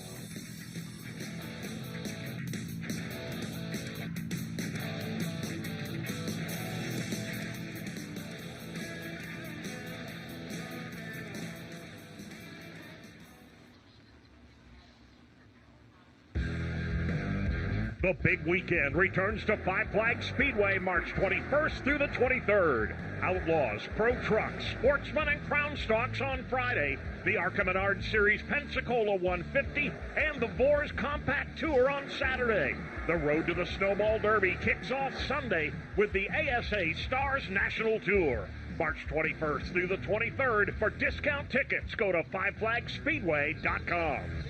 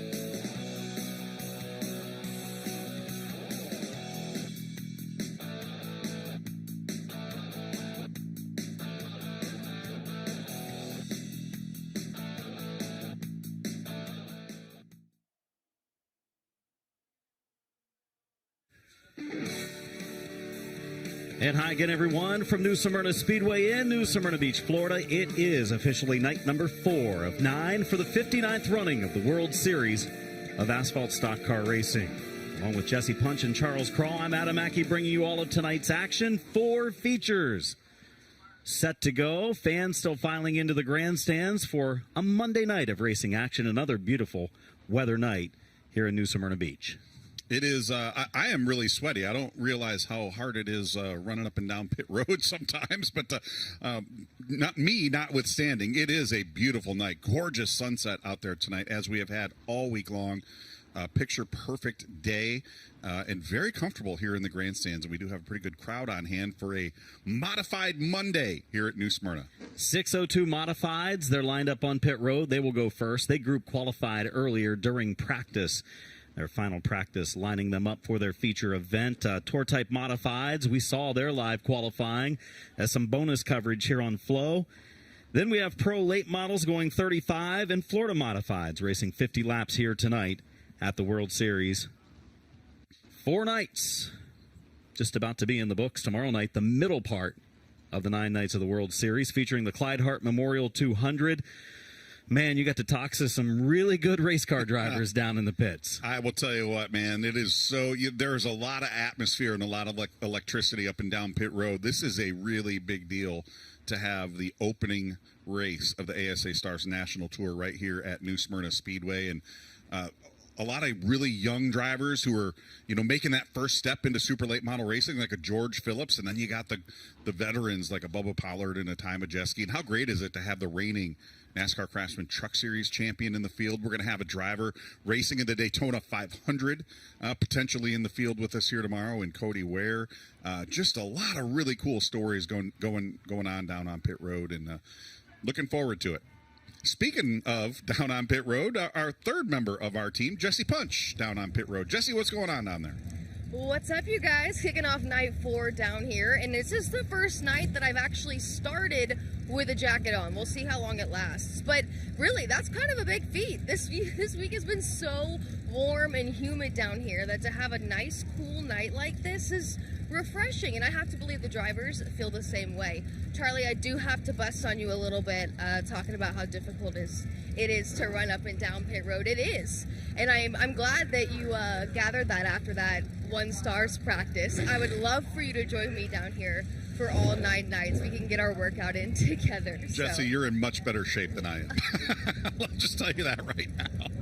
Hey, I had to bust on you there. I'm sorry I had to do it. No, you did a great job, though. I really did. I enjoyed watching you from the production truck. So if you ever want to come grab the mic, I'll happily sit in the air-conditioned production truck and watch you cover pit road again. It's a deal. We'll do it sometime. I look forward to it. Rolling off the 602 modifieds earlier in that group practice qualifying session, Nicholas Hovey, last night's feature winner. Set fast time with a 19.123. Bobby Jones was second quick. Paul Hartwig Jr. was third. Max Hanley was fourth. And Sean McElhurry was fifth quick in group qualifying earlier today. 19 drivers took time. So another good field of 602 modifieds. Arguably the cleanest and best feature event we've had so far this week. It was a good race last night. Let's see if we can do that again 2 nights in a row. That would be really something. And the guy who qualified 6th tonight, Matt Montanari, I played a little golf this morning, bumped into his dad on the golf course. So maybe my bad luck on the golf course will translate into some good luck for Matt Montanari. Just missing out on the invert here tonight. Yeah, small invert again of 3. Nicholas Hovey starting in the 3rd spot. Sean McElhurry, Max Hanley in row 1. Hanley had a good run, finishing 2nd last night. Then it's Hovey and Hartwig Jr. in row number 2. Row 3 of Bobby Jones and Matt Montanari. Justin Beecher in the 57B alongside Cody Norman in row 4. Adam LaCicero alongside Richie Cooper. And Jerry Gradle Jr. alongside local favorite Christopher Hatton in the 9. Hatton winning back-to-back championships at New Smyrna Speedway the last 2 years. Nick Baer and Tony Pettinelli make up row 7. Ryan Creation and Lee Sharpstein make up row 8. Michael Brennan and Tom Sokolsky back in row 9. And R.J. Serdell and Jonathan Laurie, another guy that's kind of synonymous with the 602 modifieds, rounding out our 20-car starting field. And You know, we've talked about this division, Matt, over the course of the past, or Adam, I'm sorry. No problem. Last couple. No I'm looking at a Matt. No problem, Dave. That's right. This division has grown here in the last couple of years. It started off with just a little more than a dozen cars and a couple of races. Now we're talking double, well into the double digits, 20-plus cars and 4 nights of racing. And these guys did really put on a fantastic show here last night. It's a 2-car battle at the front that was exciting, with Max Hanley leading for a good while in the 49. Nicholas Hovey able to get around him. And they do run for championship points for their 4 nights that they'll be in action. Nicholas Hovey claiming the win last night. Max Hanley finished in second. Cody Norman took the 3rd spot 1 night ago. Couple of warm-up laps before we get rolling for the first of 4 feature events tonight. 602 Modifieds, if you weren't watching last night. Pretty much the same car as a Tour Type Modified, other than the tires and the engine. Those are the biggest differences. And those are also pretty important differences, but you will notice the tires on these cars dramatically thinner than you would see on the Tour Type Modified. It means it's a little harder to get the power down, and the 602 crate engine that powers these race cars obviously does not have what seems like unlimited horsepower that you would see in the Tour Type Mod. But these cars race very similar to the Pro Late models do here. You really want to keep the momentum up. You'll see some bump drafting going down the straightaways here as well. I would say if they had the big wide tires like the Tour Type Modifieds with a 602 engine in it, they'd probably be able to just about flat-foot it all the way around this track. You want to try it? I'm sure it's been tried. I will take a pass. 2 to go signal.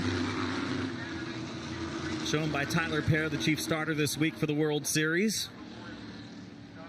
It's different seeing someone other than Ralph Miller in the starter stand, who flagged for many, many years here at the World Series at New Smyrna Speedway. Tyler Perry doing a great job keeping these guys under control all week. 3 was the invert. Fast qualifier. Nicholas Hovey starting in the 3rd position.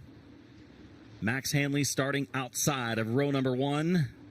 And 3rd fast qualifier, Sean McIlerney, starting on the pole. They have waved off the start for the next time around. Yellow back out. See some of the Hardy crowd out here tonight. We've had some really good crowds here earlier. Of course, Saturday night, absolutely full house. Expect another big crowd tomorrow night, folks. If you're down here in Central Florida, you want to come out and join us at the racetrack, I suggest getting here early. It will be a huge, potentially standing room only crowd, especially with the news that Christopher Bell will be here in competition tomorrow night. So expect a lot of people here. And of course, if you want to take it in at home, we'd love to have you join us here live on FloRacing tomorrow starting at 7:30. It is a good crowd for a Monday night event here at the World Series, and they're waiting for the start of the race. The 1 to go signal officially does go into the air this time. Next time in turn 4, we will get started for 25 laps of racing for the 602 Modifieds. Charlie Crawl and Adam Mackey to bring you the action again here on night 4 of the World Series, the 59th running. The World Series of Asphalt Stock Car Racing. Jesse Punch bringing us all of the calls from down on pit road and in Victory Lane. Pace car lights are off, and Sean McIlerney with a good starting spot, but he's got to fend off the 2 that raced out front and battled for the win 1 night ago. E.J. Wilcoxon bringing that beautiful Dodge Challenger pace car safely down onto pit road. McIlerney bringing the field slowly through turns 3 and 4. Max Hanley to his outside field, picking up the pace. Green flags out. We are racing here on night 4 at the World Series of Asphalt. Hanley leads the field into turn 1, will lead off of turn 2. Coming along with him, the 73. Paul Hartwig Jr. wasn't up among the leaders a night ago, but right now moves into the number 2 spot and all over the back of the 49 of Hanley. It's really interesting to see how the invert favors drivers on any given night, and right now that invert really favoring Paul Hartwig Jr. He had a great outside row starting spot, and he has parlayed it into a 2nd position here as we come to complete lap 2, and he is all over Max Hanley for the lead. He sets up a run off of turn 4, has to maybe check up a little bit, but still peeking to the inside in turn 1. Looking to the outside, though. Here comes last night's winner, Hovey. A spin in corner number 2. And backs it into the wall. Was hoping he was going to keep it out of the outside wall, but right there at the last second, he let go of the brakes and just touched the wall. Doesn't look like a lot of damage there, Adam, so that's a good break. Yeah, very fortunate for two-time champion of 602 modified season-long competition at New Smyrna Speedway, Christopher Hatton. But he's back rolling again, and despite a pretty good bump against the wall, the car held up nicely.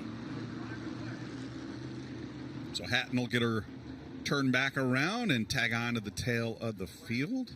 You know, Adam, one of the things that we've had a good chuckle about here the last couple of nights, you know, there's always the debate. How do you say New Smyrna Speedway? I say it New Smyrna. You say it New Smyrna. New Smyrna. And I think it's pretty close. I think I'm going to have to change how I say it, because apparently the word has come down from the actual Chamber of Commerce. Is that right? It's New Smyrna Speedway. They said it right down there in Victory Lane the other. Yeah, New Smyrna Speedway. The guy from the Chamber of Commerce actually said it that way.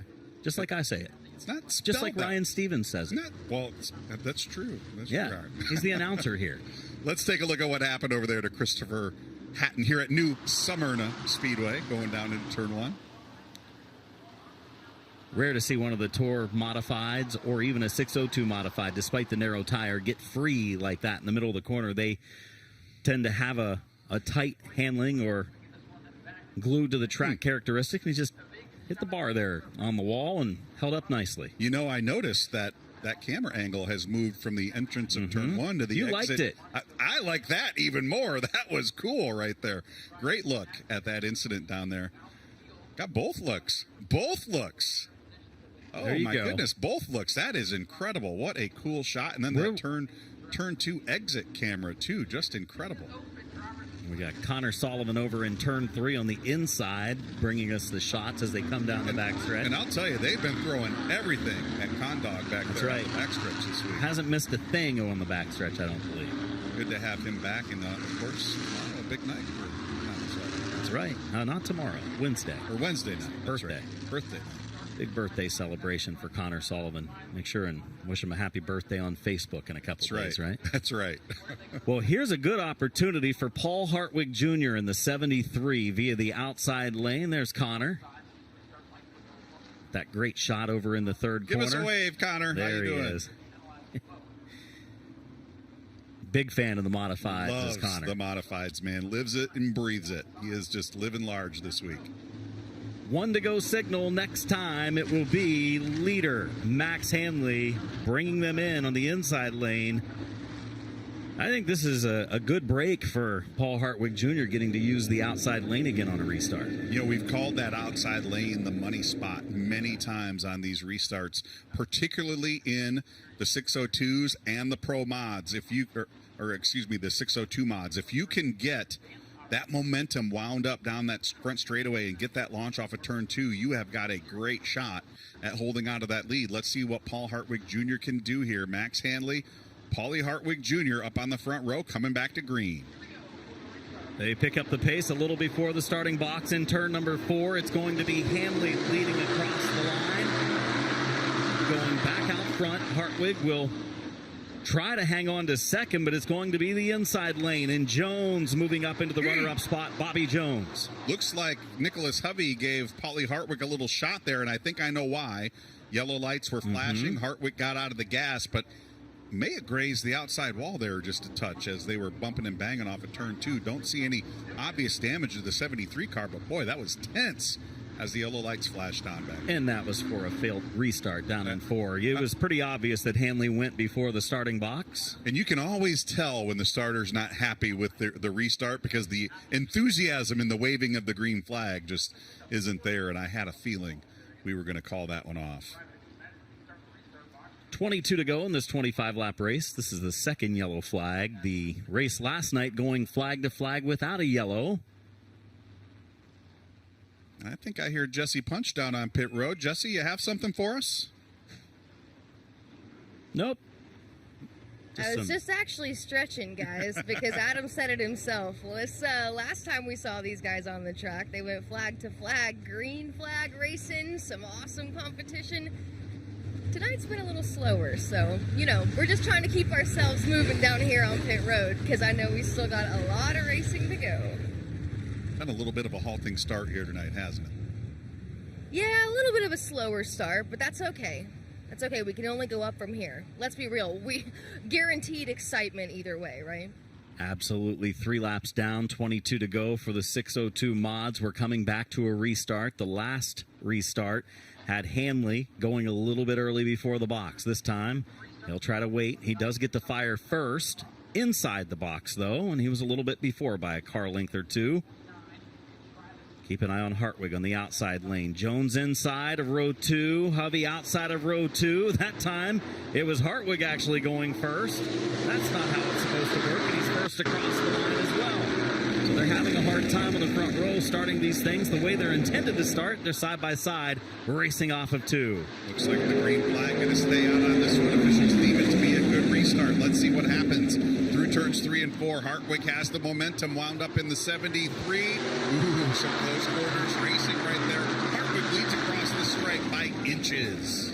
Hanley fighting hard on the inside lane. It opens the door up as he pushed up the track. Also, one Beecher in the 57 has come to a stop on the backstretch exit of 2. Little contact there. I believe that is the number 37 of Nick Bear also involved. So Bear able to pull away. So will Beecher. I think they're going to be okay. We did not, it looked like, complete a lap. Still 3 shown on the board. Beecher in the 57 will join the tail of the field. 26-year-old driver finished 19th last night. 7 World Series starts coming into this year. So a sluggish start for the 602s here with a few cautions early on. The 602 modifieds. This is a class that started racing as part of the World Series about 3 years ago, and it has been a nice addition. Last year they had a rough week with quite a few, and here's a look at what just happened.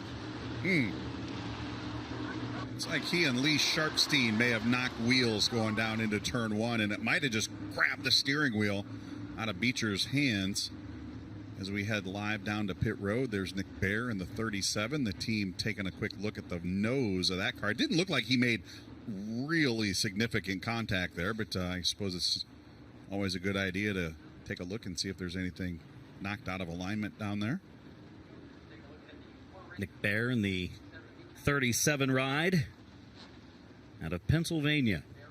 Finished 9th last night, trying to get back out and garner some more points toward the World Series Championship race this week.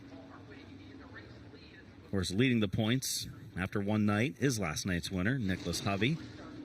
Currently shown 3rd in the rundown as our top qualifier, and back to the track comes Bear. And Nicholas has looked pretty aggressive here on these opening couple of laps. He knows he's got a car that can get up there and contend for the lead. He just needs a couple of green flag laps to get there. So the 2 restarts between Hanley and Hartwig haven't been the best.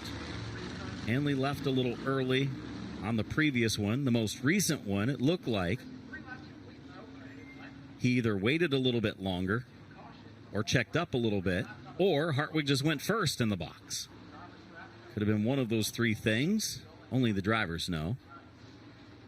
And we're going to try it again with still 3 laps in and 22 to go. You know, a lot of times you'll see that type of activity in drag racing where someone will come a little late to the starting line or get into the starter's box a little early. Seeing those mind games here in the restart box at the World Series of Asphalt. A little early in the week for those types of mind games, but I guess these guys are in the midst of a championship battle and it all matters. So we'll see what happens on this ensuing restart. Again, Paulie Hartwig to the outside lane, Max Hanley to the inside lane. Nicholas Hovey electing the top side of the racetrack as well. Bobby Jones in the 12 to the inside.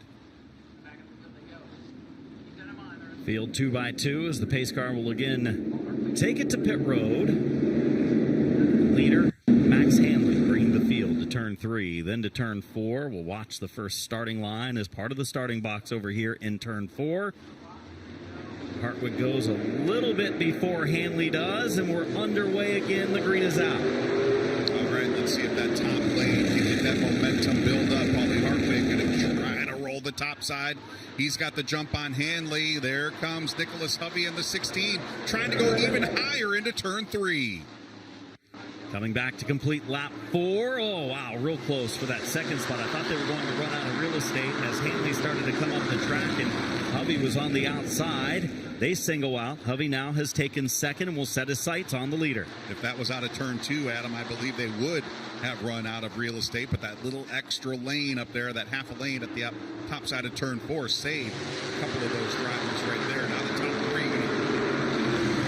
running single file. Now the top 6 or 7. Ooh, there's a car all kinds of sideways there in turns 1 and 2. Richie Cooper up the track, has the 9 of Montanari getting to the inside, and for the lead, here comes last night's winner, Nicholas Hovey, to the inside for the number 1 spot. Hovey pretty confident in the handling of that car. He puts it down on the bottom side of the racetrack. He's going to take Paulie Hartwig up a lane and a half, and here comes Max Hanley to try to take second away from Paulie Hartwig Jr. Hartwig slipping back into the 3rd spot. Hanley moving up into the number 2 position, but loses it potentially at the line. He does. He's back to 3rd. Good battle for 2nd, 3rd, 4th, because joining that battle is Bobby Jones. Paulie Hartwig Jr. not wanting to give it up without a fight. That car looking really solid in that top lane. You would have thought that Nicholas Hovey would have been able to kind of drive off and separate himself from these guys running single file. He's got a little bit of breathing room, but by no means has he driven away. And look at that, Paulie Hartwig Jr. closing the gap into turns 1 and 2. Decent green flag run, the first of this race after the field went flag to flag in the 602 Modifieds one night ago in their first appearance of the 2025 running of the World Series. Hovey leading. Hartwig has closed the gap and will look to the inside on the exit of 2. He's going to try to draw even midway down the backstretch. He's going to have to fall back in line. But that, ooh, look at that. He gives him a shot in the center of the corner. Hovey up the racetrack. Ooh, these guys really aggressive up in the front of the field. Got that draft going on in the straightaway. They get to the corner. They kind of accordion style down there. Little bumps down in turn 3 and 4 last time. Little separation this time in turn 3 and 4. Hovey's car is tight in the middle of the corner and all over him. Here comes Hartwig for the lead. Ooh, these guys just inches apart right there. And Hartwig trying to make some precision moves, and he's going to try again to pull alongside.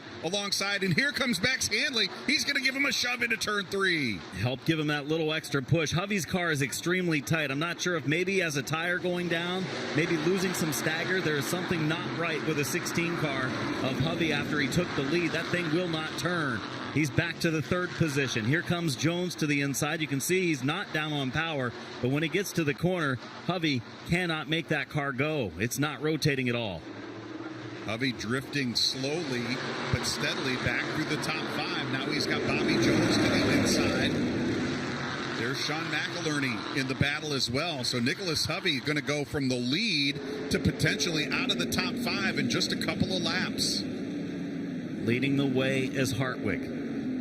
But Hanley, last night's runner-up, in the 2nd spot right now, down to the final 11 laps. Looking a little further back in the field is the 4th position right now of Hovey, but he's holding up about 6 cars that are going to all run past him on the inside as he cannot make that car stay on the bottom, back up front. There's the top 3. 49 car, Max Hanley picked up a couple of top 5 finishes on his way to 9th of the World Series standings last year. He's already got a 2nd place finish. He'd like to better that by 1 tonight, and right now he is alongside, but we've got cars sideways up in turn 4. Caution flag going to come out, and we've got one in a shower of sparks going down into turn 1 as well. So cars bouncing off of one another just as the battle for the lead was heating up. And we actually stay no green. caution. Yeah, we're able to stay green. The ambulance turned its lights on. Everybody kept it up to speed. No one, I don't believe, checking up because Montanari kept rolling at the bottom of the racetrack. We're still side by side for the number 1 spot. Here comes Jones, a 3-car battle for the lead with 7 to go this time. I thought we were going to stack them 3 wide, but Bobby Jones wisely rolled out of it right there, but still bumper to bumper, wheel to wheel, door to door, going down into turn 1. What a race, and now the opening is there for Jones. Peeks to the inside, 3 wide for the lead. In the middle of that sandwich is Hanley. He falls in line. Look how far up the track Hartwig's running. Now, I was going to say, look at just how well Bobby Jones is able to turn that car through the center of the corner. Bobby Jones in the 12th may have the best car on the racetrack right now. He's there and looking for an opening. The opening has been there a couple of times. He wasn't able to fill that gap when the 2 cars went up the track, and it may happen again. 5 laps to go this time. Hartwig looking for the win, taking an extreme high exit off the corner all the way up against the wall. Paulie Hartwig Jr. in defense mode right now. He is working really hard to keep 2 race cars that are probably just a tick quicker on the speed charts behind him. And right now he is doing a masterful job. Max Handley, as we've got, a car sideways, and that is Nicholas Hovey in the 16. Last night's winner, point leader coming in tonight. Hovey with definite handling problems on that ride.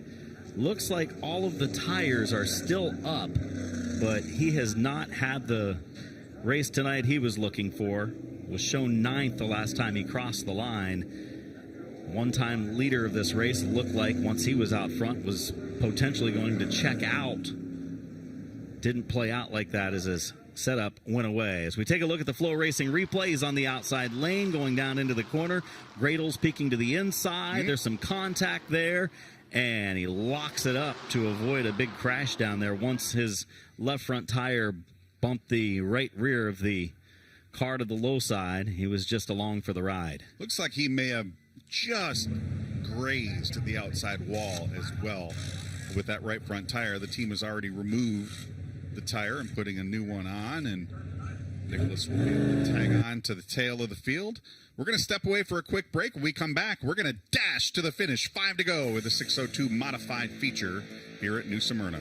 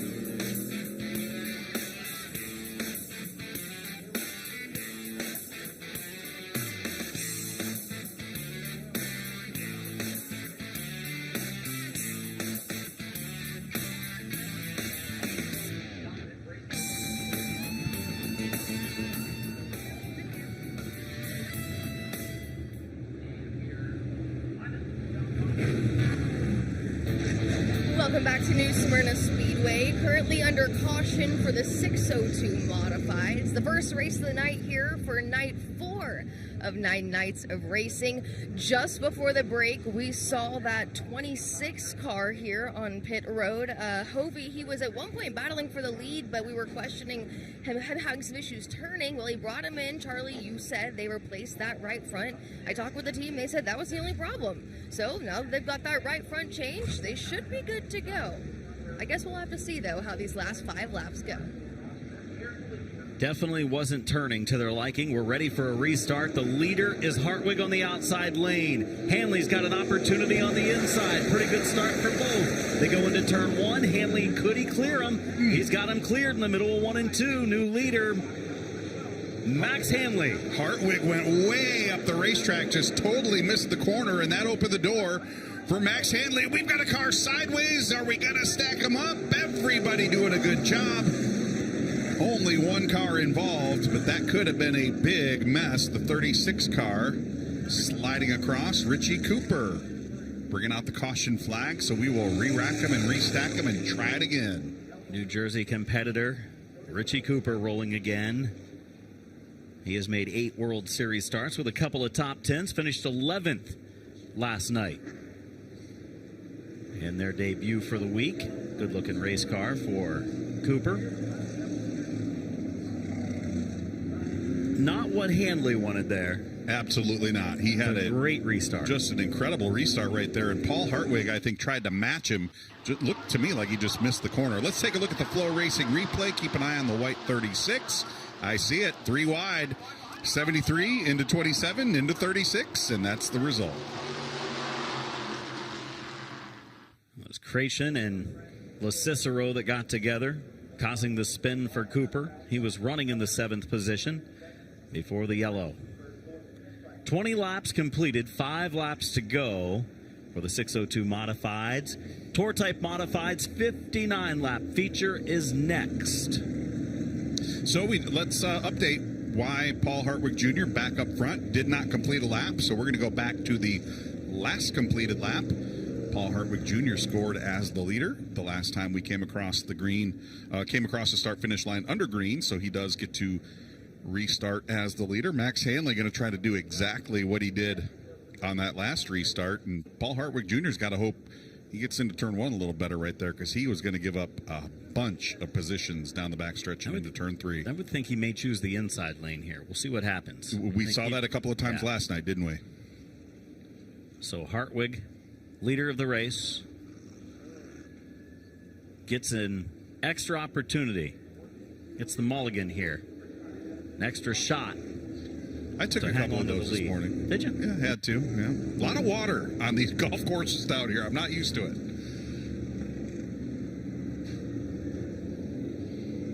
5 laps from the finish. Getting a couple of drivers in different positions, checking track conditions as well, and then they'll double them up again. Tomorrow night's action, of course, featuring the ASA Stars National Tour and that 200-lap race, the Clyde Hart Memorial. Tour Type Modifieds will be back as well for 50, and the Florida Modifieds, a 50-lap event tomorrow night as well. You mentioned it, Adam. Christopher Bell making the short ride over from Daytona International Speedway to hop in one of the Donnie Wilson Motorsports cars. You know, over the course of the past couple of years, we've seen several Cup Series drivers. Ryan Preece, Cody Ware, William Byron won a couple of super late model races here a couple of years back. And saw Chase Elliott compete in this race a year ago. Always good to see some of that NASCAR Cup Series flavor over here throughout the course of the World Series. And it's probably been a hot minute or two since Christopher Bell has been in a super late model. Runs a little bit of everything, but obviously well known for his open wheel ranks, the midgets, and so good. Chili Bowl competitor that has found victory there. 2 to go. We'll double them up. And as predicted, Hartwig has... Oh, no! He pulled one on me. Wow, that was a last-minute decision right there. I was with you. I was thinking he was going to go to the bottom side, but I wonder if that is... I mean, obviously had to have impacted where Max Handley was going to go. About the time I said, as predicted, he turned right and goes to the outside lane again. So Paul Hartwig will come back to green from the outside. Max Handley inside the front row. Pair of 12 cars back in row 2. Bobby Jones and Cody Norman. Adam LaCicero with a good run going tonight in the 27 car. And Sean McIlerney will start alongside back there in row 3. Let's see if we can get the final 5 laps in. And I'll tell you what, before this couple of quick cautions here with 5 to go, that racing up front was absolutely incredible. These guys were racing their hearts out, and I bet you their heart rate through the roof inside the cockpits of those cars right now. 5 laps to go to settle it, and I know Max Handley, after last night's finish, One more position is all he needs, but he's going to have to pass one of the toughest guys in 602 modified competition or get the jump on him on this restart to make it happen. Paul Hartwig Jr., one of the top competitors in this class of race cars. Second place finish last night for the 49. A fifth place finish for the 73. They're the two on the front row for their second night of the World Series this week. Jones looking for an opening. He could get one if they both go up the banking. They fire down in the box in turn 4. Pretty good restart as they head to 1 side by side. Even Steven down into turn 1. Let's see who gets the advantage. Hartwig tries to pinch him down, but Hanley drifts up the racetrack a little bit. That opens the door for Jones. Thought about stacking him up 3 wide, but still the battle on for the lead. Hanley with the slight advantage, but here comes Hartwig, and we've got cars sideways over in turns 3 and 4. So we're going to do that over again one more time, but there is the cause of this latest caution. Creation in the 73 and the 2 of Gradle stopped in turn 4. Need these guys toward the back of the field to calm down a little bit because we have a great battle brewing at the front of the field. We might end up 3 wide at the line the way this race is going. Would not be surprised. I think those front 4 cars, Adam, are as evenly matched as we have seen in this 602 modified division here over the course of the past couple of years. Let's take a look on the FloRacing replay, what happened over in turn 4. Gradle came off the flat of the racetrack, I think, and got up into the left rear of the 73. Doesn't look to be much damage done to either of those 2 race cars, as they will both continue on from the tail of the field. So still stuck at 20 complete, 5 to go. Already threw him a curveball on that last choose. What do you think he does here? I think he'll stay outside. He was better that time. Previous one, he missed his mark down in turn 1. That time he did well and was running an extremely high line. He's running about as high on the track as we've seen anybody run this week, taking it all the way out to the wall, trying to keep in the throttle as much as possible to keep the momentum. All right, he's committing to the top lane. No, doesn't throw the fake there at the last second this time. So that will put Max Handley to the inside. And it's Handley could also choose to start in the top lane, but that doesn't benefit you if you're going to give up a front row starting position, I don't believe. All right. Stacking them up again with 5 laps to go. A good race is brewing for the top 3 or 4 spots. The leader is Hartwig in the 73. 49 of Hanley running in second. I believe hearing the next flag will end this race. If it's a yellow, the time limit has been there. It's been a good race to this point, but they have had a number of yellows that have slowed the pace. Something we haven't really had to talk about this week, the time limit now in effect in our 602 modified feature event. I believe it's 1 minute per lap, if I remember correctly. So we're bumping up on that 25-minute mark, actually a little past that 25-minute mark. So yes, the next flag indeed will end the race. Bunching them up, coming back to green. Paulie Hartwig Jr., Max Handley on the front row. Can we get the next 5 in? We're about to find out. Green flag up. Let's go. Not looking good. Back middle of the field. One of the cars off the pace, slowing the pace down. Up front, they're racing side by side for the number 1 spot. It is still green currently down into turn number 1. Or turn 3, rather. Hanley up the track a little bit. Jones closing the gap. Everyone's still going around in the right direction off the wall. At the line that time, it's Hanley with the advantage. Paulie Hartwig grazed the outside wall, didn't kill his momentum too much. He still has a run coming off the top side. Still side by side for second now. Hanley with the lead, coming through turns 3 and 4. At the line, Hanley leading the way.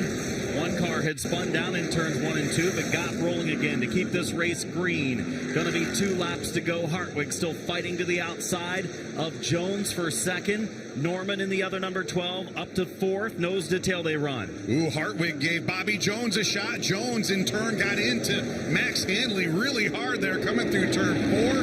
Hanley going to pull out to a 1/2 half a car length advantage, the biggest lead we've seen since the restart happened at lap 20. Coming to the white flag, the leader, Max Hanley, finished second last night. Leading here, but right there is Bobby Jones. Will he make a move on the final circuit? He's got the better line going in. Changing lanes there was Hanley. Hanley holding the bottom well in 1 and 2. Hanley trying to keep that car to the bottom side. Here comes Bobby Jones to the top side. Paulie Hartwig giving him a shove. They all get together. Jones in the wall. Coming to the checkered flag. It's going to be Max Hanley with the win. Wow. Through the block on the backstretch did Hanley. Then Jones went into turn 3, made some contact, ended up costing him the right front of his race car. Hot contested battle for the win tonight, and Hanley takes it. I thought there was a real good chance the top 3 cars were all going to go up into that outside wall, but Hanley did a really nice job hanging on to that. And look at this, rewarded with his first career World Series victory. What a performance by Max Hanley. We knew we had a good battle brewing for the top spot. Had a couple of yellow flags deeper in the pack that took it away, but Max Hanley in that beautiful 49 car, and he knew he had to protect the bottom. We saw him a couple times go low. He then slammed the door in the outside lane on the backstretch. The contact then came from Jones in 3, but it took the wheel out of Jones' hand. He went up and slammed the wall, knocking the right front of his car off. Wheel goes flying as we send it down to victory lane with Jesse Punch.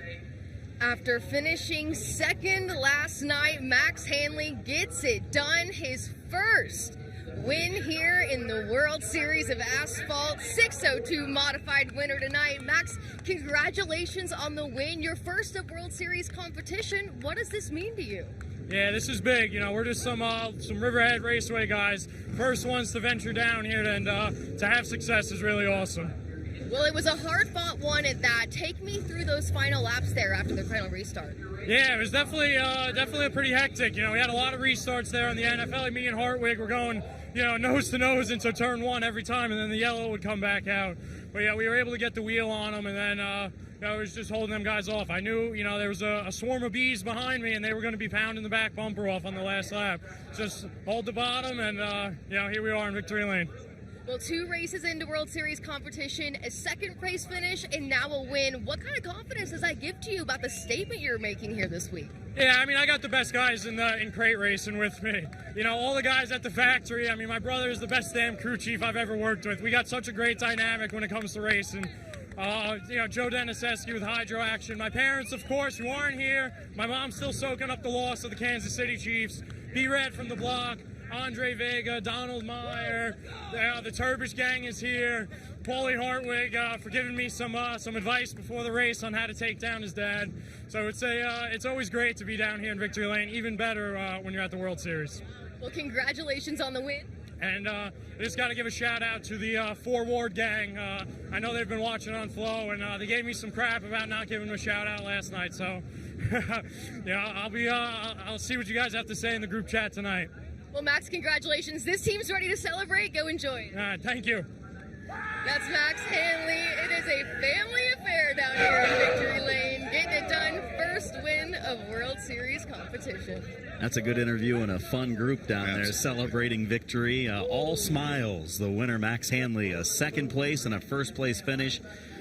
Not all smiles for Bobby Jones, one of the top competitors here at the World Series when it comes to 602s, and they've got a lot of work ahead of them to fix this number 12 car. As we take a look at the replay coming to the checkered flag. Keep an eye on the car in second place. He's going to get that shot right there from Paul Hartwig. Another one going into 3, and it just gave him too much momentum. And it looked like he also really got into the back of Max Hanley there. Here's a great look from Connor Sullivan's view down the backstretch. Keep an eye on that black 12. Right there, he got into the 49, and I thought the 49 was going to go around. Boy, what a tough way. He saved it, yeah. What a tough way to end the night for Bobby Jones. He did everything right, put himself in position. Tough way to end it up against the outside wall. We'll send it back down to our runner-up finisher, Cody Norman, standing by with Jesse. Second place tonight for Cody Norman. Cody, a wild finish there. What did you see from your perspective? Oh, it's chaos. I mean, you kind of figure when the caution came out with 5 to go, it was going to get wild, and God, it did. I mean, with all the people that were up front, I knew Max wasn't going to give an inch. I knew Hartwig wasn't either, and I felt like I was in a good spot. I knew just if I kept my nose clean, let them clean each other out, which, I mean, they did. But, man, we had a really good car, man. I was worried because we didn't put new tires on today. About everybody else did, and we were on last night's tires, and we qualified 8th. I was like, man, I hope this is the right call, but man, Wes Salmon, Prototype Race Fabrication, Eric, Melissa, my dad, Ray, Nikki, my mom and sister. Man, we had a rocket ship in the feature. That was a lot of fun. We passed a lot of good cars, and man, I can't wait for Wednesday night now. Second place finish on last night's tires. That's Cody Norman, finishing runner-up here in 602 modified competition. I am very anxious to hear from our third place finisher, Paul Hartwig. Paul, what happened there on those final laps from your perspective? When I took the green on the outside, I probably should have picked the bottom. When we got down to turn 3 there, the 49 car was on the bottom, and then he went up to the top. Well, when he cut to the top, the 12 car checked up, and I don't have reaction times like that anymore. I only race 6 times a year. My kid races every week. And I'll be honest with you, when he checked up, I was still in the gas. There was nothing I could do at that point. They were playing block up front. It caused a chain reaction. Do you plan on having a conversation with him at all? I don't think there's any conversation because we had a run-in last year. But at the end of the day, what do you do when the leader's playing blocker down the backstretch and you're third? I mean, I can't get off the gas as fast as he can pull up the track and check the other guy up. So at the end of the day, I want to thank Bobby Geiger and all the guys that support my kid. If it wasn't for the fan base my kid has, we wouldn't be able to do any of this. I appreciate everyone that supports Paulie Hartwig III. That's your third place finisher here, Paul Hartwig Jr. Always a spirited interview from Paul Hartwig Jr. in the 73. A good top 3 run. Of course, he mentioned his son, Paulie Hartwig III, who pilots that car a lot during the season, but too young to race here at the World Series still. It's going to be a couple years, and we'll see him behind the wheel quite a bit. Well, I'll tell you what, he was saying he didn't have the reaction times and this, that, and the other. I'll tell you what, great run tonight by Paul Hartwig Jr. I think a zig or a zag by someone else, and we could easily have seen the 73 car down in Victory Lane. Great run. I wouldn't be surprised to see him get a win before we're done here tonight. Tour Type Modifieds are coming up next. A 59-lap feature event. The field coming together on pit road. The second of 4 features coming your way on Flow. Race Car Engineering is your single-source supplier for all your racing equipment. Dirt, asphalt, drag strip, street rod, or off-road. Their experts can keep you on the track and in the lead no matter what type of racing you do. Hundreds of brands, thousands of parts. Find them online at racecareng.com or call them toll-free at 800-882-7231 and make sure you ask for your free catalog. That's Race Car Engineering, 800-882-7231.